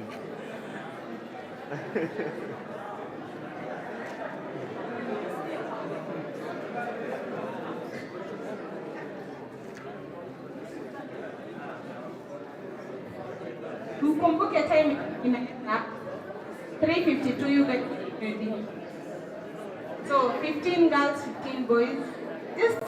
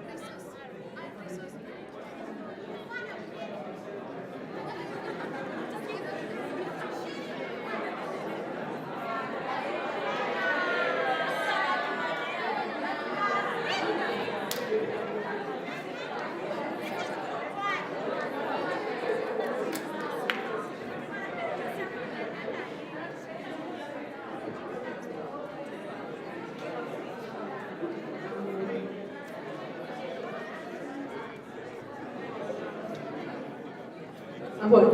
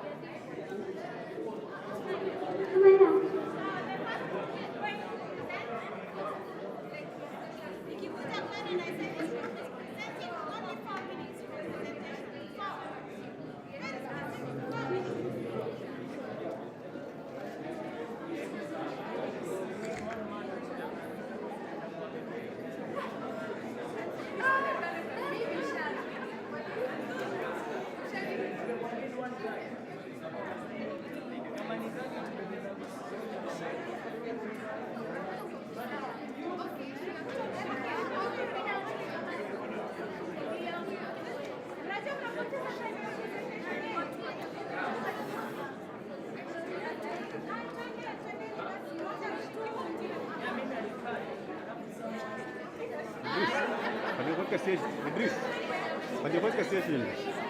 Paliweka session. Paliweka session.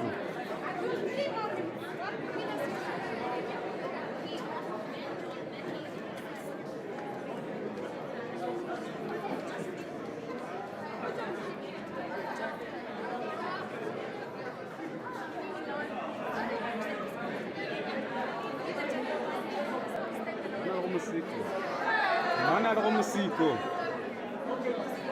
Wala mwana kwa kasiyo.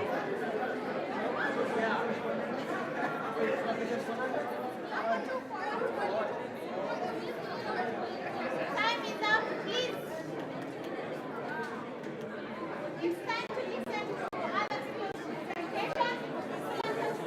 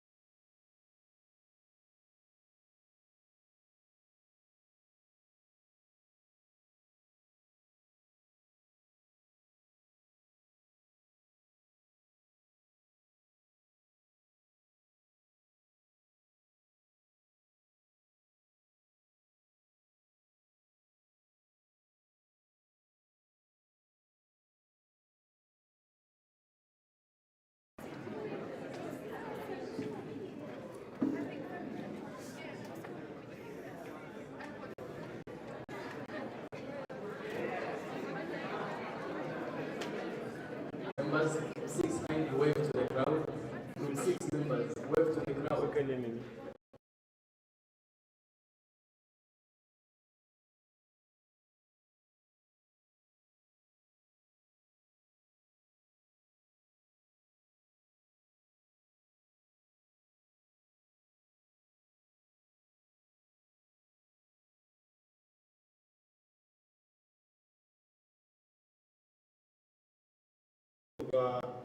In the society that we face. So point number one, of course, most of the points are based on. So holding youth conferences, I believe that's very obvious. A conference like this, where the youth can talk to the important topic of Islamic banking. Secondly, the problem that you're trying to tackle here in the third point, that is between the youth, Angoni Sisi, who are in university, and the professionals out there. Mostly, I think it's a problem that is in all departments, not just finance. Yeah? In medical, engineering, teaching, all departments face this problem.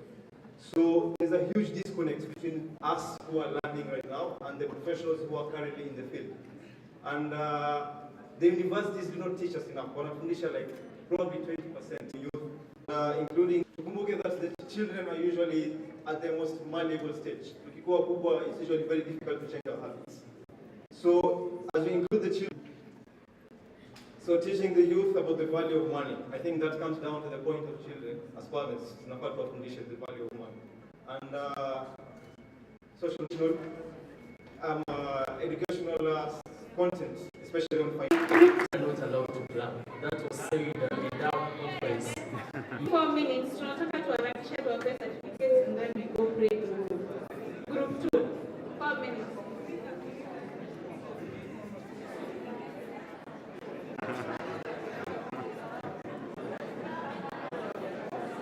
Chairman of Muslim Association of Hhrd, that is JKUMSA. I am the representative of Group 2 for the youth.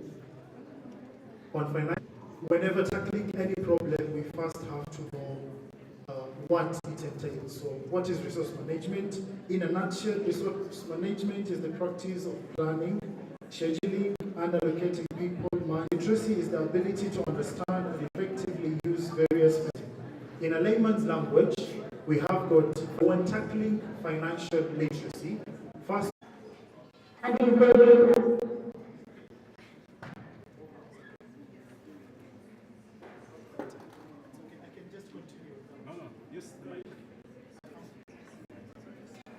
the youth.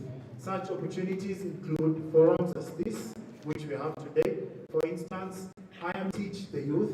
About teaching them, we'll start by mindset, by shaping their mindset into training their mindset to be disciplined.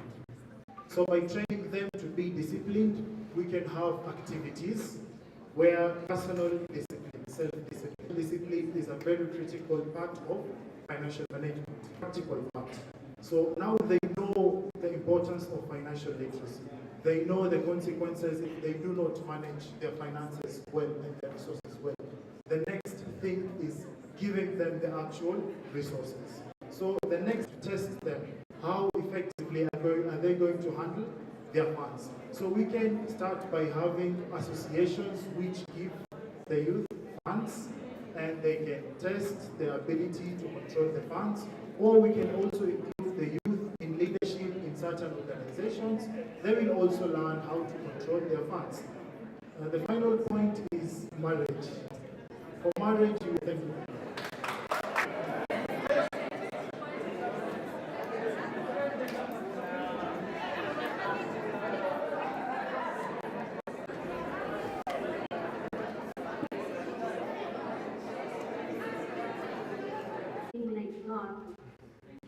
A multidiscipline strategy.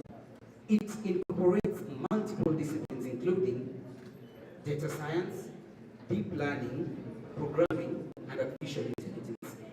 My good friend here will take it from me.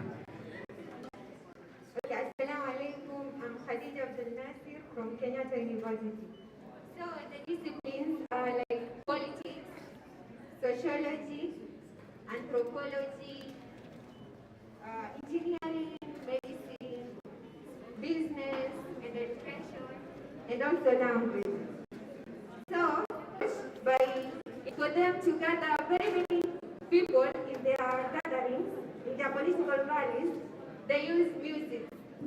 There's an instance in the where music is not allowed by agenda zake, kisha akamwambia atacheza mwisho lakini hakucheza, lakini amepata watu wa kupata, so corporate politics ili attend kwenye media. Na mtu yote ambaye alikuwa yeye sema na engineering nawachimbia kisima alafu lakini so haitowafaidi. Then there's a social aspect of the student.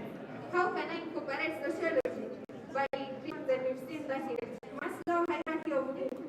Then psychologist was status, lakini psychologically watu hawapendi sana hivyo vitu wa post, so wanapenda memes, so I'll be posting memes alafu in between naika zile perfume zangu pale. Then there's politics and leadership again. For example, kama alivyouliza women leadership haujakubaliwa in that community, what do? You use your interpersonal skills.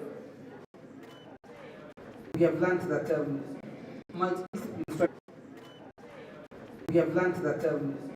multidisciplinary strategies are very critical in various aspects. So, for example, they help us in educating critical thinking, and last but not least,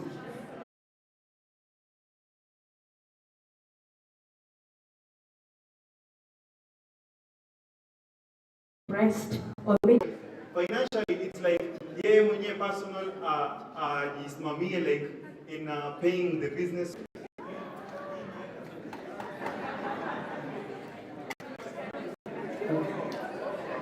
Assalamu alaikum warahmatullahi wabarakatuh.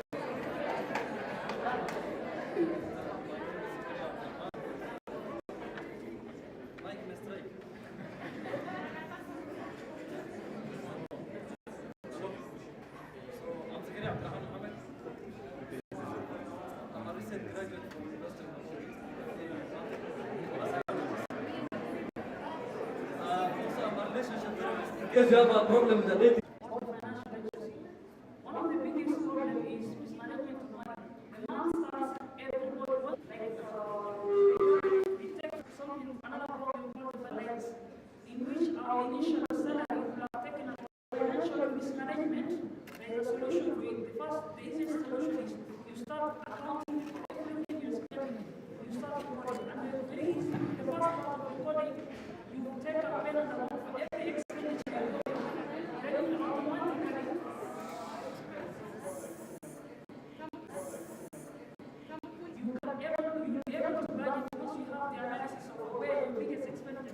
For example, let's say every day you use 1 egg. For every egg you use it, once it reaches the tray level, or you, at the end of the day, the little that's gonna remain still won't fit your budget. The more you are earning, the more your expenditure.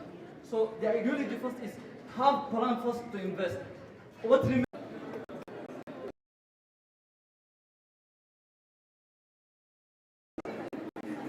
Field of study to solve a problem, or field of study to solve a problem or do a task. For example, the World Cup, that one is already a task. So it involves other disciplines. It's easier to make a policy using the multidisciplinary. It's easier to make a policy using the multidisciplinary strategy. Number two, problem solving. When we involve many organizations on board. From GGOD. So a quick recap from GGOD. So a quick recap. As you can see, we have a picture of a human being. So let's visualize missionary strategy as a picture of a human being. I know my art is not that good, but you can just missionaries they make up and this financial being up. So you got to make decisions and be able to combine the two, and you know it. Thank you. Thank you, the most gracious group. Abdallah Nirukia and Mohammed, and then Chairman, Mr. Mohammed Swani.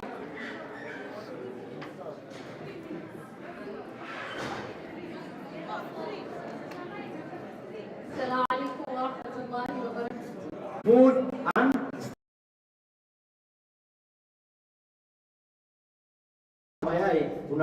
kudharau. But money starts from there. Your degree will never take you somewhere, but that one, be sure it can take you somewhere. Why? That's all about creativity and innovativity. That's why Mwenyezi Mungu sahi ametuumba sote hapa, but we are different. So that creativity can give you money. I know someone now has an idea of being a baba, kunyoa nywele, kaweka all those donors are just to stabilize governments. And lastly is the question that was asked, ways to empower. How can we now empower our youth so that they can have that knowledge of financial literacy? I'm requesting, naona kuna wengine wanapiga stories. Be assured, I'm telling you this, that degree of yours won't take you somewhere. Without this called United Nations of Uncle and Aunts, but for the government, it is stated somewhere that that hustler fund is meant to promote the youth. That's why the importance of financial literacy and entrepreneurship helps you prevent mistakes, running a business, emergency preparation, reach goals. I'm sorry for anyone that has been offended by my colleague. Thank you so much. And effective use of various financial skills. Example of those financial skills are including personal financial management, budgeting, and investing. Okay? So as youth, we can manage our financial by my colleague will explain more, and we have four categories of people who we are as youth. The first category, there is a saver, there is a giver, there is a builder, and there is a spender. I can assure you, most of us youth, we are spender.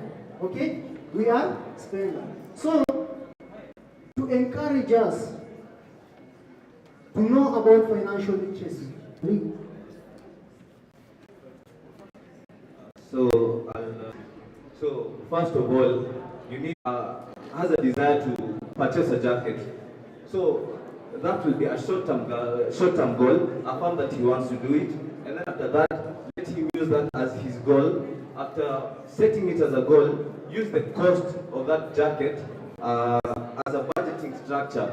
Because if he wants to buy it, he must save his money, manage his finances well, so that he can get the finance to go and purchase that jacket. The door for financial empowerment, because like if you help him set a short-term goal and he has achieved it, definitely when you set for him a long-term goal, he'll be able to achieve it. This, a long-term goal may be something like opening a business, because through the short-term goal he's able to save. So like when you open for him this big also to what my colleague just said, I'll add on some points. We have educating the youth on earning and investing. We can't just empower the youth without educating them. We should support them, encourage them, and also talk to them about budgeting, saving, and all that. We also have empower the youth to become social and securing future opportunities. Shukran.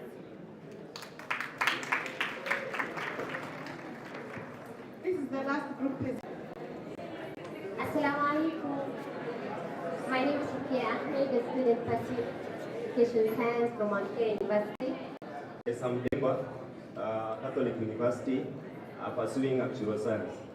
They always say the best is reserved for the last, our colleagues, which is how can we empower the youth in financial literacy. Sorry for that. Sometimes I had most of the other groups. I had most of the other groups talking about financial literacy, and the point they missed out is on resource management. We believe that time is a resource, and we're going to manage time. People are resources, and we have other resources which need to be managed. And because the other teams said some of the points here, I'm going to pick on the ones that maybe they did not say much about. And to start with, one of the ways we can empower the youth is conferences, workshops, and mentorship programs that are helping the youth to learn more about financial literacy. How can they manage resources? How can they do budgeting, things like budgeting, we always say people have money. Even today you might think that is haram because it has interest. Even if it is 0.0001%, it's haram. Organization like Helping Hand, where am I right now? Another point is creation of favorable opportunities for the youth. Opportunities that we're going to learn more about financial literacy and resource management in our curriculum. Just like communication skills is a common unit in university education, we can have financial literacy and resource management as so it's time for getting the certificates. But before that, I wanted to announce one thing. We're having a drought walk show, inshallah, and people are going to buy t-shirts. For adults, it's 1,000 bob. For young kids, there's an app called Nahtim. Ukifunga simu na ufungue, you're able to read an ayah with its translation. Please, let's make use of it. It's time for getting the...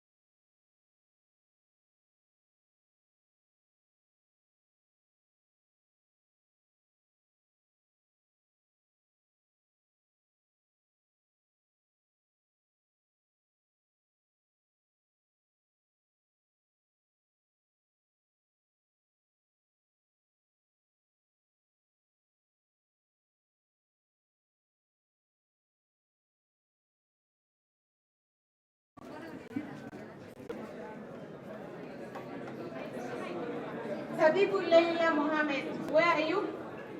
Zabibu Leila.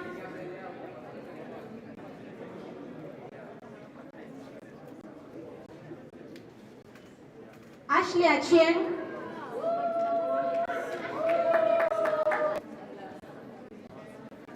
Ansel Ogli ako wapi?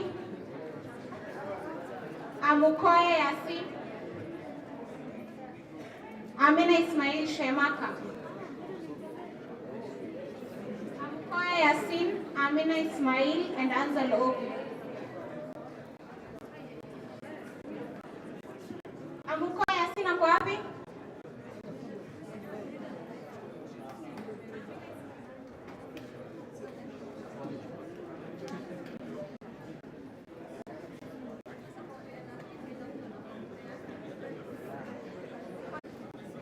Justin Omoke, Kasim Ali.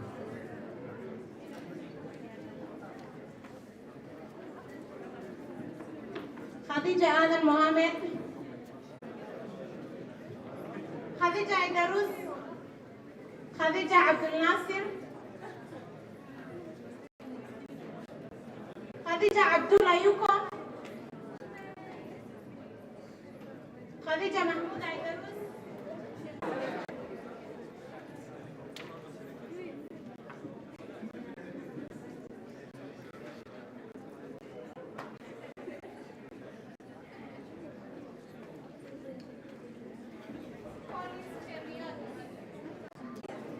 Charity Jabchirchir, Chochote Said Omar,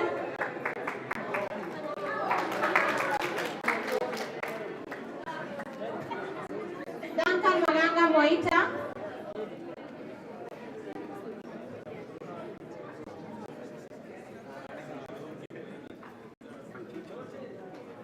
Duncan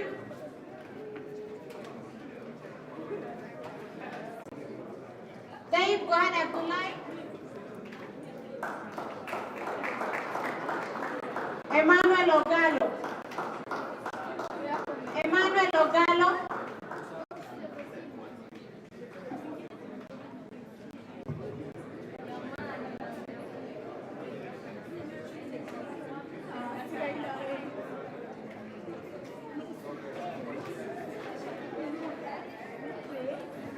Mohamed Saleh Said.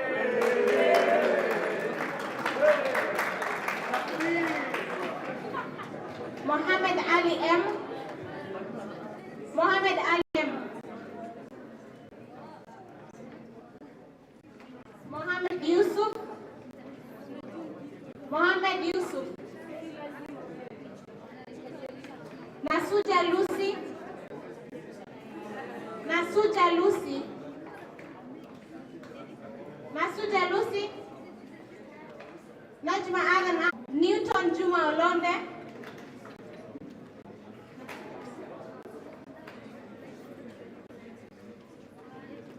Newton Juma. Naima Hussein. Naima Hussein. Naima Hussein. Omar Haikal Umar.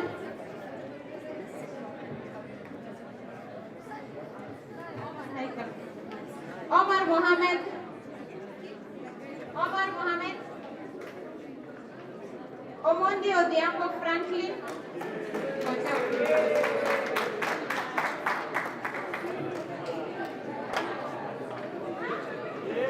Omondi Odhiambo. Omar Mohammed again. Omar Mohammed Ayuko. Akot Dan. Akot Dan. Abdullahi Sulaiman Ali. Abdullahi Sulaiman Ali. Abdullahi Sulaiman Ali. Abdu Broba Guyo. Abdu Broba Guyo.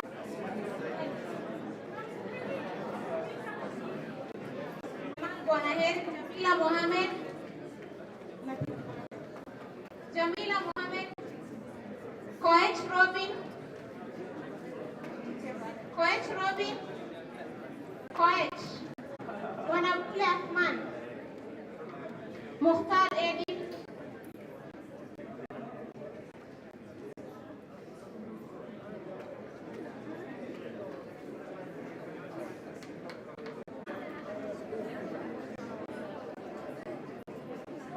Interviewees and Kana inside. The six. Ochwangi Agustin Monari. Rueda. Rueda Diriba. Ruth Shilipwa. Ruth. Ruth. Ruth, unanisikia huko nyuma? Si mwenye represent Ruth Shilipwa. Ruth Neve. Ruth Moonka. Ruth Moonka. Ruth Moonka ni nani? Ruman Rage. Rukia Jeu.